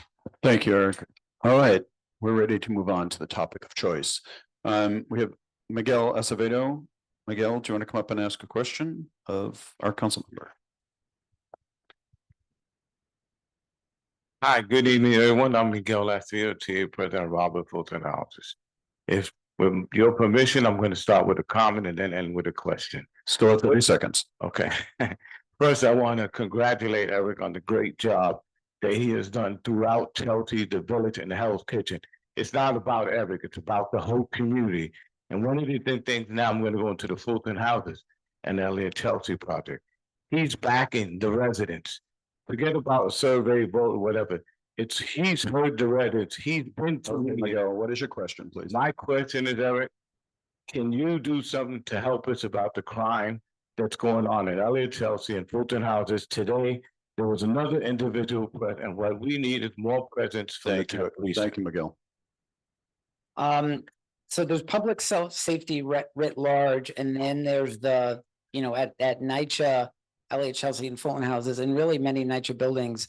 One of the issues is the lack of there's a few issues. One is the way the buildings are not secured with, the doors like open swinging in the wind half the time, and then the doors get fixed and then they get broken the next day and they're broken again for another 2 months. Another issue is the lack of 24/7 staffing at NYCHA, because everyone leaves NYCHA at like 6 o'clock in the afternoon. I don't know of any building complex in New York City of that size that would have no staffing overnight. it's like, hey, Manhattan Plaza people, what would Manhattan Plaza be like if everyone went home at night? And, you know, people in the halls, people in the stairwells. And it's not right to let people and families and seniors live like that. I'm sorry. Thank you, Eric. Renee? And following Renee. Well, that's beautiful. So what I say to you about that is the next time there's negotiations in the city and that union is involved, that you have a discussion with them. One of the things, if you're going to do 24/7, that's a discussion and that's a union and that's a contract and that's a city issue. So that's something you can actually deal with. So you and your friend, the mayor, you all get together, you decide to have this discussion, and then you make If you have negotiations. a question, please. Oh, I was just answering his question. No, you're asking questions. You ask questions, they answer questions. Your time is gonna run out.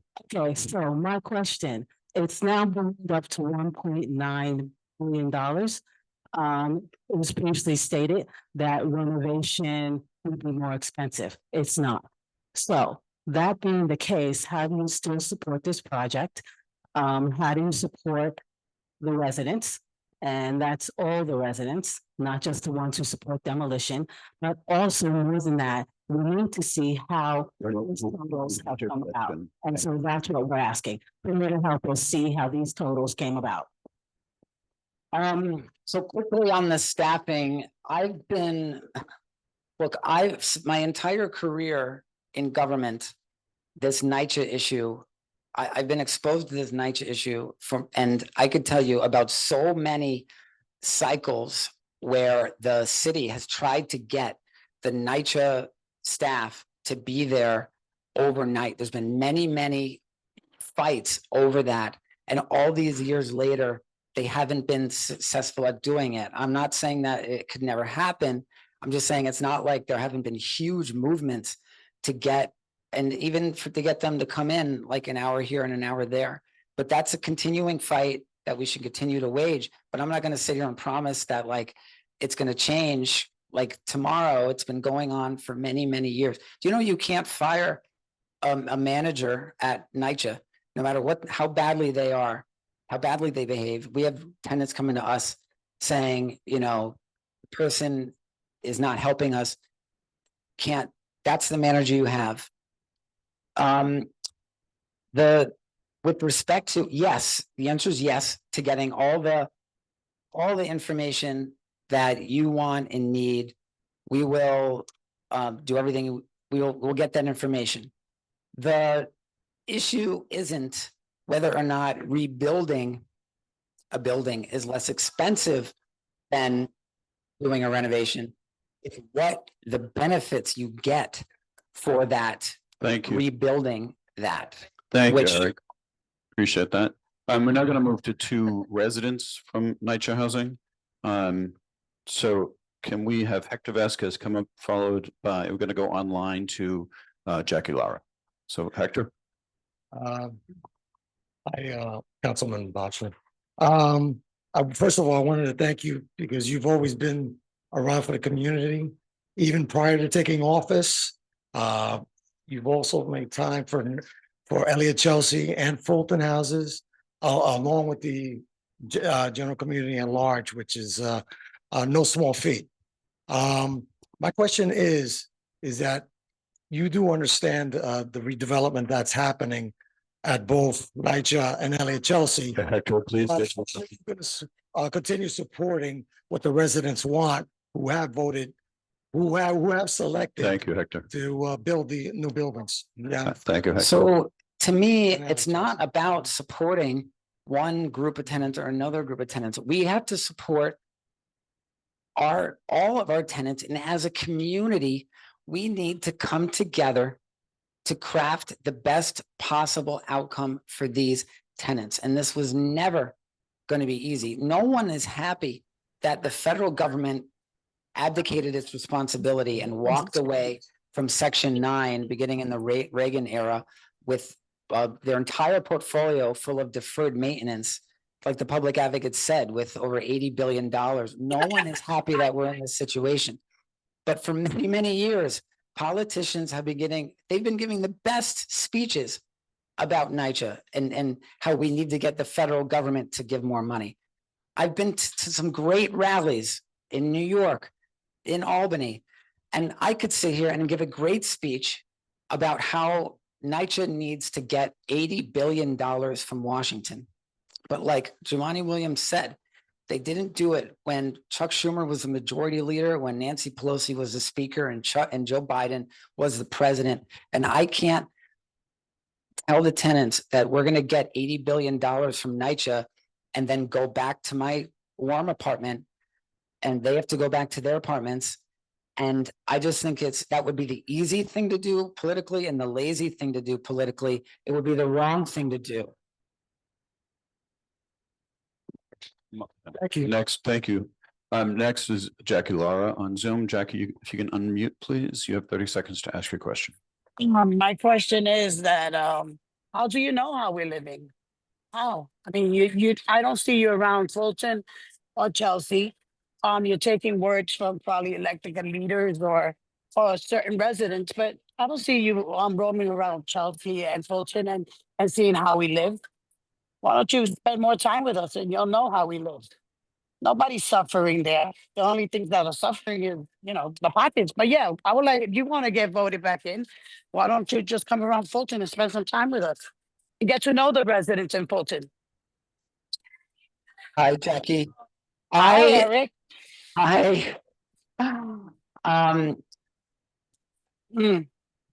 When I was running for city council, I knocked on every voter's door in NYCHA, Chelsea, and Fulton houses. And that is not something that politicians have historically done because the voting rate is not at the rate of places like Penn South. And during COVID, I was there nearly every day and many times. And the only way to know, look, I don't live in Elliott, Chelsea, and Fulton houses. No one who doesn't live there can claim that they know exactly what it's like. But I can tell you that we are failing. I really believe that we are failing at our responsibility as neighbors to ensure that people live with the right conditions that they should have across the street from Hudson Yards, across the street from Google. And I really feel like as an elected official, it would be an abdication of responsibility to let the conditions continue as opposed to us working collaboratively on real solutions that are at hand that can help give permanent housing in the community forever for these neighbors of ours. Thank you, Eric. We're going to stay online and move to Stephanie Jones. Stephanie, you should be able to unmute and ask your question, please. Hi, thank you. Hi, council member. We see a lot of people suffering from serious mental illness and chronic homelessness, especially in the subways during these winter months. And a recent report from the Mayor's Office of Community Mental Health said that in 2024, only 42% of those brought into the public hospitals for involuntary hospitalization were admitted. Can you tell us what is causing this disconnect and what you're doing to address this issue? Thank you, Stephanie. As many of you know, mental health has been one of my signature issues as a council member, particularly addressing what's going on with people with serious mental illness in New York City. And you identified a really big problem, and that is the revolving door, so to speak, of people getting taken to emergency rooms, cycling in and out of emergency rooms. I was just on the phone earlier today with Dr.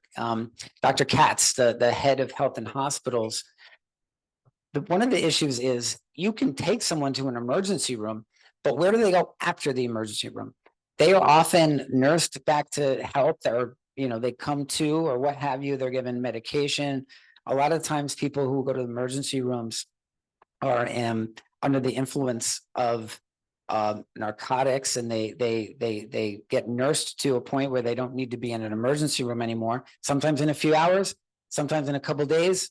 Where do they go? Onto the street or back to the homeless shelter system many times. So we have a missing piece of the mental health continuum, and that is medical respite beds and other kinds of places for people to go to get nursed back to health. And I am a co-sponsor of legislation that passed that will require the city to establish medical respite beds in all 5 boroughs. Medical respite beds, long-term residential with options, whether it be supportive housing, long-term, other kinds of long-term. Thank you. Every piece of the We're mental gonna- health continuum. We're going to move back into the room now, and we're going to ask Alita Lafarge, followed by Pam Wolf. So Pam, if you want to wait by the mic. Hi, Eric. Hi. I wanted to ask again about the federal government and their threats of defunding our schools. And is there anything the council has prepared to support our schools in the event that they're defunded? Well, you're not wrong about that. The federal government, there's a big fear that the federal government might defund Title I, one of the major anti-poverty programs nationwide, and a big percentage of New York City's education budget comes from Title I. So we as a city, we as a council are discussing what we will do. It's a conversation that will happen in New York State as well, if that money gets turned off. And we are going to have to step up as a city and as a state, if God forbid that happens. But we'll have to fight those decisions in court. We'll have to fight those decisions in Washington. The thing about funding like that is it does support a lot of schools in red states, and rural districts also get that funding. So that's something to feel good about. But it's a real danger that might happen. Thanks, Eric. Next, Pam Wolf, question on housing. Hi, Eric. YIMBYism often promotes supply side solutions. More housing equals lower rents. But in places like Manhattan, where the demand is infinite and speculative development drives prices up, do you acknowledge your brand of YIMBYism may inadvertently contribute to the displacement of working class communities rather than solving the affordability crisis? It's funny, you call me a NIMBY. I've been called a NIMBY online recently, but I'd reject this NIMBY versus YIMBY dichotomy. And I believe that we as a city, to address the housing crisis, need to have a mix of housing of all kinds, of supportive housing, formerly homeless housing, low income housing, very low, middle, working class, young professional, and housing for people who might not qualify to be in a housing lottery. Like how many people here have kids in their 20s? Some of you do. I know that. They might have a good job, but where are they living? They're like quadrupled up in a 1-bedroom apartment, or they're leaving New York is what they're doing, and they're not able to stay in our city. So I believe that we could have a mix of all kinds of housing done in a smart way. It's vitally important that in every neighborhood, we have significant amounts of rent restricted, permanently affordable housing, because under the best of circumstances, people of low income ain't gonna be living in the West Village. So we need to diversify our neighborhoods. New York. Thank you, Eric. We're going to take 2 more questions because we're running out of time. Sean Collins on public safety and Rich Persky on sanitation. Thanks, Paul. As we've heard from a number of people tonight, public safety is one of the top issues in the city and in our neighborhoods. I think there's a lot of finger pointing that we hear, especially from folks in the NYPD pointing a finger at the district attorney, and some district attorneys pointing the finger at Albany. What can be done that isn't just blaming someone else on the issue of public safety, to not just make the statistics better, as we saw today from the police commissioner, but to have people feel safer when they walk down their blocks? 90 seconds. There's macro issues affecting public safety, like the housing crisis that we're discussing now, like the public safety crisis that we're discussing now, like institutional racism in our country, and a broken healthcare system, and a broken education system, and so many things contributing. We have to address all those things if we want to improve public safety. But in the short term, people understand those are long-term problems, and they want to know what could be done to keep their neighborhoods safe now. That's why we have been working so closely with our precincts, with our social service providers, and when so many of you to go out into our neighborhoods and address when issues come up, to address them in real time, bring in the resources that are needed. We are seeing positive trends with crime rates, but the truth is that we are up significantly still from pre-pandemic levels. When people tell you that crime's down, they're really talking about that it's down from the heights of the pandemic. So we have a long way to go, and we have to do so much better. And that's one of my top issues to address as a council member. Thank you, Eric. Final questions from Rich Persky on sanitation, please. Hi, Eric. Thank you for coming. Oh, hi, Eric. Thanks for coming.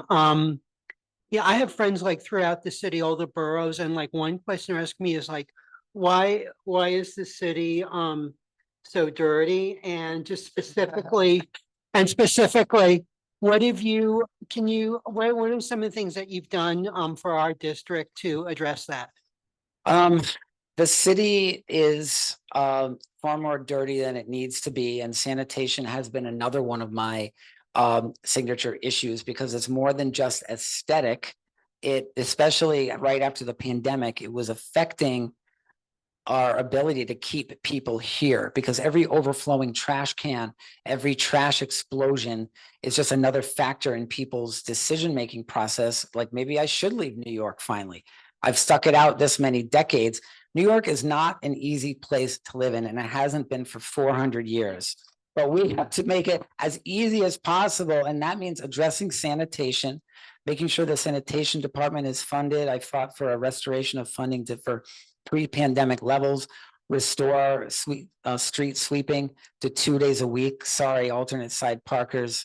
We invest heavily in supplemental sanitation, graffiti removal, in addition to things like citywide composting. I probably should have put that in the opening, because that was one of my thing I'm very proud of.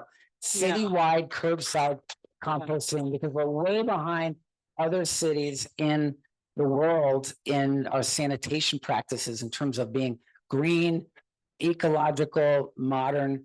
We're making some progress, but we have a long way to go. Thank you, Eric.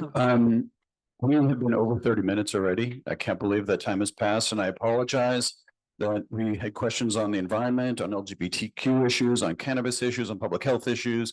So you can see there's a lot for you to go home and research now before you do your endorsements. And we're restricted on time. So we are going to end the questions now, and we're going to give Eric one final minute.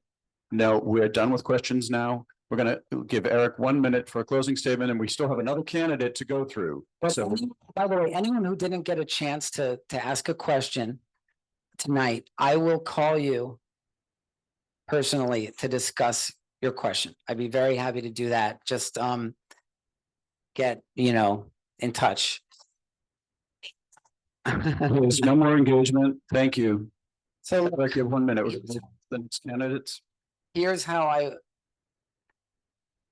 look. I know, we are dealing with some issues that are some of the most critically important issues facing our community, arguably in generations. I mean, really, really consequential.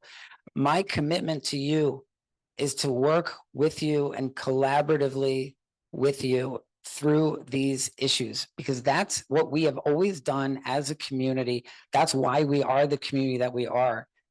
Hell's Kitchen, Chelsea.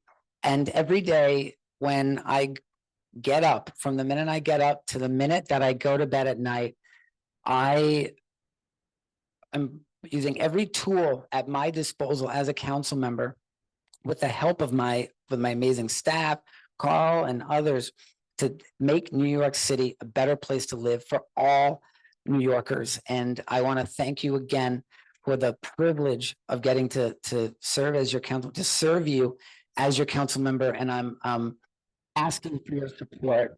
Thank you so much.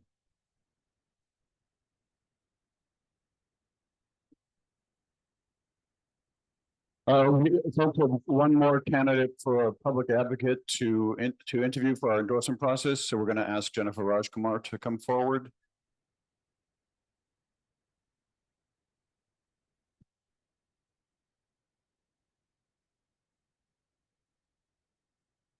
Thank you, Paul. Thank you, Jennifer. Thank you, Assembly Member.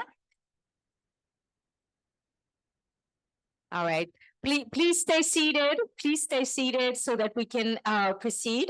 A little reminder on the rules. The candidate will have, please don't lose note. Please take a seat. Thank you so much.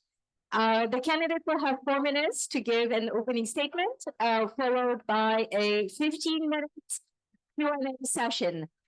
Assembly Member, the floor is yours. Thank you. Good evening. I'm so happy to be here. I came straight from the state capitol just to be here with you today.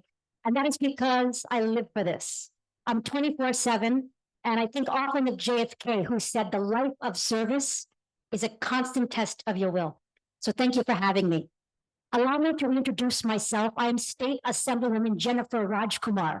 And nobody thought I would be standing here. When I first ran for the state assembly, people said to me, Jennifer, you're a nice girl. You got no shot. But we won. And we won by the largest margin of any challenger in the state. And that was when I challenged an 11-year incumbent who was against women's right to choose, against LGBT rights, and we won. And I made history and became the first South Asian woman ever elected to a New York State office. But my story began long before that. And that was when my parents came to America from India with just $300 and one suitcase. My mom was born in a mud hut. And I feel so blessed to be born here in the greatest country on earth. I decided to dedicate my life to social justice. So I went to UPenn, I went to Stanford Law School, and then decided to become a civil rights attorney. And the first case I did out of law school was on behalf of 5,000 women who were experiencing discrimination in the workplace. And we won that case, and the UN called it one of the top 10 cases in the world advancing women's equality. I then worked at the National Women's Law Center, working on reproductive rights, ensuring it nationally. Can you believe that Roe v. Wade has been overturned? Sometimes I wake up and I still cannot believe that we're living in a post-Roe era. So I'm continuing that fight in the state assembly. Additionally, I have fought a lot for workers' rights as an attorney, class action cases to secure equal wages, fair wages for workers. And in the state legislature, I've achieved impossible wins. For example, illegal smoke shops. Who has seen illegal smoke shops on their corner? Almost everybody. So I led the movement to shut them down. I called it the Smoke Out Act. I said, we're going to smoke them out and shut them down. And from Albany, I got the power, came to New York City to shut down these illegal smoke shops. And right now, the city of New York has now closed 1,100 already. That's my commitment to public safety, but it doesn't stop there. I've now taken on the cause of regulating e-bikes. Who here has almost been hit by an e-bike? Don't be shy. Yes, majority of the room, including myself. We have to regulate the e-bike industry because it's getting out of control. And that is why I have proposed legislation in Albany that I'm leading to make sure that all e-bikes are registered, have a license plate and insurance. And the state DMV is going to oversee this process. I am so proud of being able to drive through impossible wins from Albany. And that is because of hard work and dedication and being 24/7 in this fight. Before I was a state assembly member, I was a district leader here in Manhattan. And I fought a lot of the fights that you're fighting, including against irresponsible development. So when you're talking about Penn Station and its expansion, I hear you. I was one of the leaders leading the charge against NYC's expansion into the neighborhood. I have so much more to talk about, and we'll do that in Q&A, but I want to thank you for having me, and I'm here to deliver results-oriented leadership. I'm here to really get things done for you and bring my skills to the table. Thank you very much. Thank you so much. Let's jump right into questions. We're going to start in the room. The first question goes to Alida Lafargue, followed by Renee Kitt, followed by Theo Chino.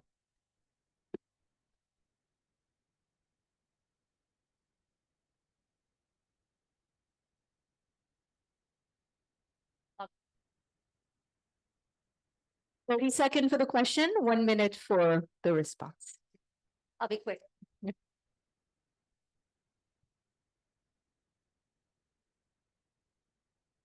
Thank you. Can you please? Oh, okay. All right. So we'll go to Renee,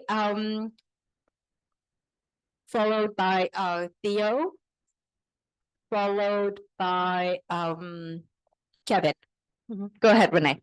So I'm sure you've been here throughout the day, hearing about Fulton and Elliott Chelsea. So this is my question.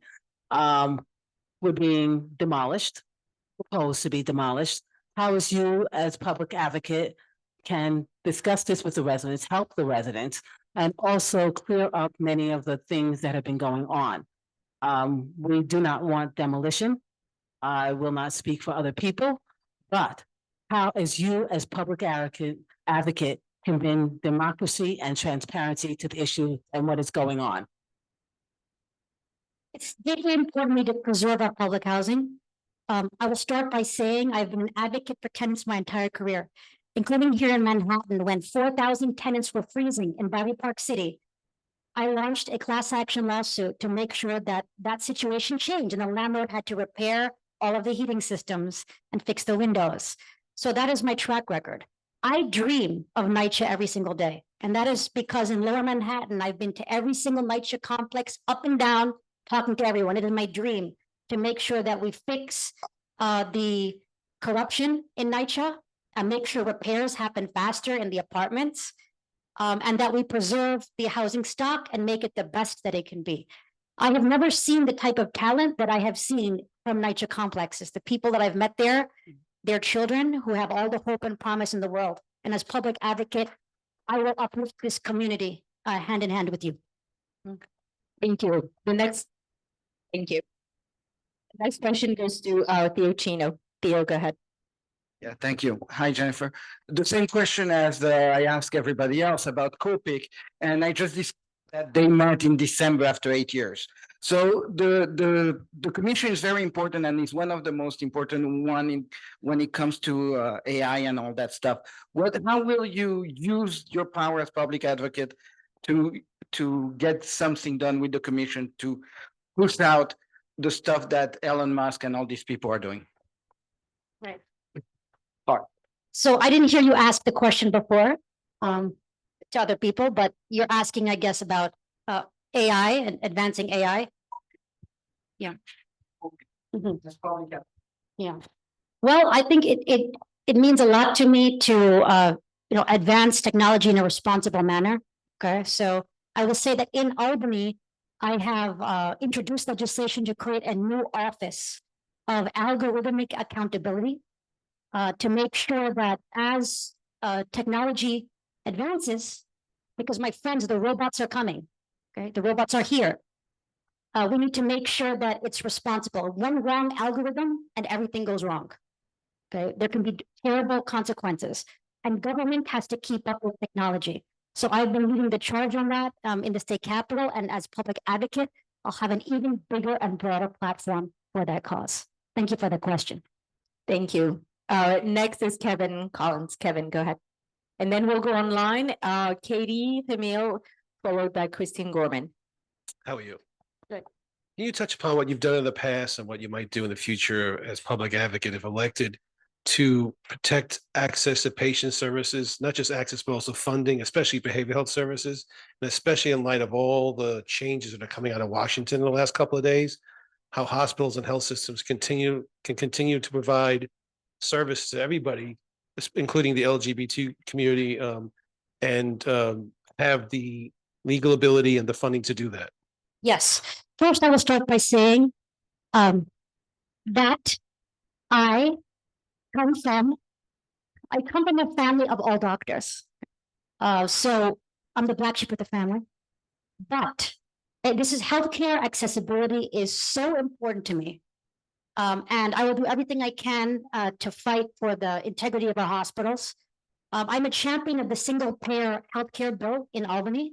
I believe that healthcare should be like a public utility. We should all have access to it.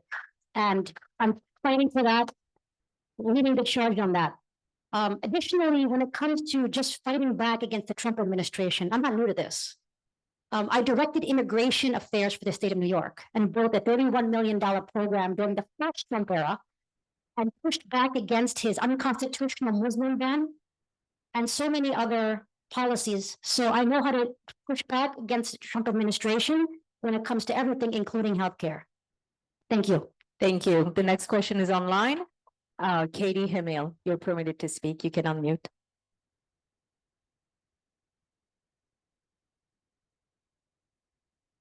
Katie? Hi. Assemblywoman, on March of last year, you released a public statement in which you supported Mayor Adams in his sexual assault case. You said, "I have known Eric Adams as a protector of people. He empowers and uplifts women every day. He dedicated his entire life to protecting people and would never harm anyone in this way. The office you seek requires the ability to see past your own personal biases in service of the public good." Before releasing that statement, did you, as a civil rights attorney, reach out to Lauren Beach Mathura to hear her story? If not, why? And do you still stand by that statement? Statement, and I want to thank you for asking hard and uncomfortable questions. You can always ask me those kinds of questions. What I said in the statement was that as a lawyer, I believe that everyone deserves a due process of law. Every single person. That is fundamental to our system of justice. And I also spoke of what I knew of him personally. I was just stating my personal knowledge. And I reiterated many times in my public statement that everyone who's accused is presumed innocent until proven guilty. All of us, every single one of us in this room has the right to due process. It is fundamental to our American justice system. And as a civil rights lawyer, that is a principle that I will always stand for. Thank you. The next question goes to Christine Gorman. You're permitted to speak. You can unmute. Thank you.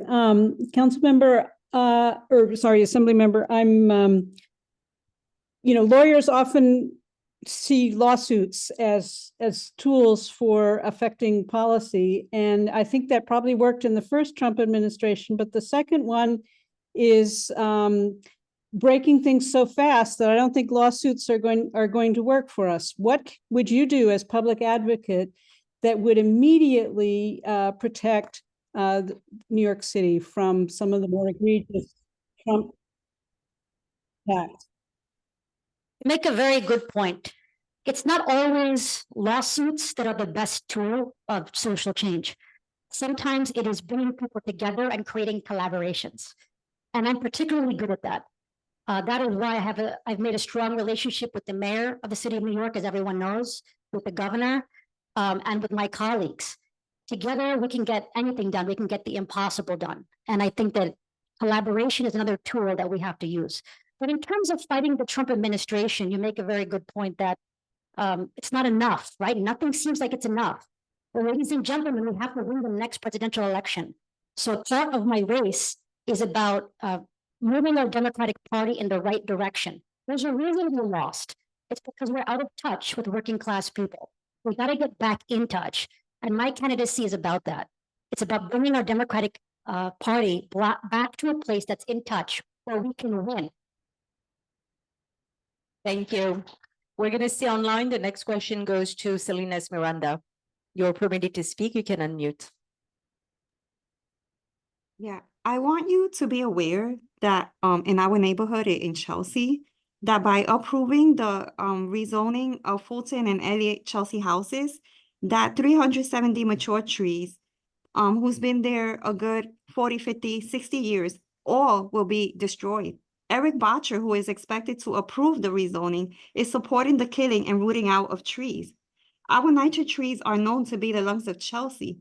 How can you help us advocate against ruining our ecosystem in Chelsea? Thank you for bringing that to my attention. One of the strengths of my background is I have stood up against irresponsible development here in Manhattan. And those have been some very difficult fights. When NYU was trying to expand into Greenwich Village, hugely unpopular, I stood up with the neighborhood against that plan. Also in South Street Seaport, they were trying to build luxury towers to displace tenants. I stood up against that. And I stood up to save the Elizabeth Street Garden, a fight that is still ongoing to this day. So when it comes to these irresponsible development issues, you can count on me. I'm an experienced fighter. I'm a trained warrior. And especially as a civil rights lawyer, now as a lawmaker, I have the skills to get in there and negotiate for the community against the developers. We need that because we can rally all we want, but at the end of the day, you need someone tough at the negotiating table with the skills to get the job done and get what the community needs. Thank you. All right, we're back in the room. The next question goes to Luana Green, followed by Shashank Shamshabad, followed by Sean Coughlin. You never give up, Luana. Come on. Thank you. There's so much going on, and I want to thank you for staying and taking the time to share your platform with us. One of my concerns is the microaggression and the micro insults that are pervading our society right now, and the undertones of racism that exist, and the feeling like people cannot make determinations for their own lives. So I want to know, as a public advocate, how would you support some of the real serious issues that we have as far as the classism and elitism and the homelessness crisis that we have? Thank you. Well, that's why I do this work every single day. You know, I wake up in the morning, I'm the only credible woman running for citywide office this year. And the only credible woman of color running for citywide office this year. So I know that my victory and my success is going to pave the way for so many people. And it's going to get rid of some of these microaggressions. And that keeps me going every single day. And that is a motivation because I know this is so much larger than myself. So every single day I'm working on what you've observed. I'm working to change society, change the way we think. And believe me, those microaggressions, I see them every single day. I'm sometimes underestimated as a woman in this. I'm perceived as different. That also makes us fresh. That makes us new, gives us something exciting to add. So I'm very positive. And my fight is your fight. And together, we will take care of those microaggressions and make a difference this year. Thank you. Next question goes to Shashank. Good evening. Thank you for coming out, Assembly Member. I just had a quick question. As mentioned earlier, I think a lot of people have been talking about the Trump administration, federal administration. It's kind of every day is a new mystery. We don't know what's going on, and it really is affecting agencies and just regular people at the city level. So I wanted to ask, as public advocate and with your background, what are some concrete solutions you could think of and see yourself in this role to work for lower costs? With all these tariffs, increased taxes, all this is going on right now. What are some, solutions you could see to combat what's going on from the federal level to make New York City more affordable for us? Thank you. Thank you. That's a really great question because it speaks to the role of public advocate, which is not just to be a check on city agencies, but also to advocate for our city at the federal level. It's very important that someone is standing up for New York City to the president, to the Congress. And I will do that because I've already done it. I did it when we had even our Democratic president, and we were not getting help for our migrant crisis. When our shelter system doubled in size because so many people were coming, we were not getting the resources that we needed from the president. And I stood up and I said, help us, help us. And I'll continue to do that. I organized a coalition of 54 lawmakers advocating for help from the federal government. I'm gonna do that at an even more aggressive level for this Trump administration. You can count on me. Thank you. Thank you. Next question, which will be actually the final question for the candidate, is Sean Coughlin. Sean, go ahead. Hi, Assembly Member. As we know, even with our closest friends and colleagues, there are areas where we don't necessarily see eye to eye. So I wondered if you could tell us about one particular issue or one particular policy where there is some distance between you and the mayor. One of them that comes to mind is I really am in favor, and I will do everything to protect the Medicare of our municipal employees. City Hall put out a plan that Medicare Advantage I do not agree with. I've spoken to many retirees who have told me how this is going to affect them, and they'll not get the life-saving healthcare that they need. I also have differences in style. For example, I'm very accessible, and I'll talk with anyone about anything. So when City Hall released the form, you say you have to fill out a form to talk to an agency head. That's not my style. So that's not. I'm very transparent, and I like to be very accessible. So those are two examples of differences. But I am somebody that is able to collaborate very well across government. I'm not here to just throw stones and shout and scream. I'm here to get things done because real lives are at stake. All right, thank you. And that was the last question. Please give us your 1 minute closing statement. I am here to be the next public advocate of the city of New York, and I'm asking you to take a risk. I'm asking you for your support because we can do better than this. The current public advocate was against same-sex marriage, was against women's right to choose, and then changed his mind. Current public advocate doesn't take a clear stance against anti-Semitism. That is unacceptable. We have to be clear about where we are. Moral clarity is important in a leader. There are reports that the office only has 5 people working there. That's not going to happen under me. I'm 24/7. I'm a hard worker. And finally, we can't just have someone that's throwing stones and making noise and getting arrested. That's not going to help working people. We need someone that's going to get in there and get the job done. And that's what I offer. So thank you very much for hearing me out, and I hope to earn your support. Thank you very much, Jennifer. That is the end of our candidate forum for this evening. So a reminder to everyone that February 11 is our mayoral forum. And clubs will be holding their endorsement meetings. CRDC will be doing theirs on February 14th. HKDEMS will be doing ours on February 20th. So what you heard tonight, go home, do more study, more research, be prepared to select your candidate. Thank you all very much for coming. Thank you, CRDC, for being a great sister club to us. And we look forward to seeing you all on the 11th. Have a great night.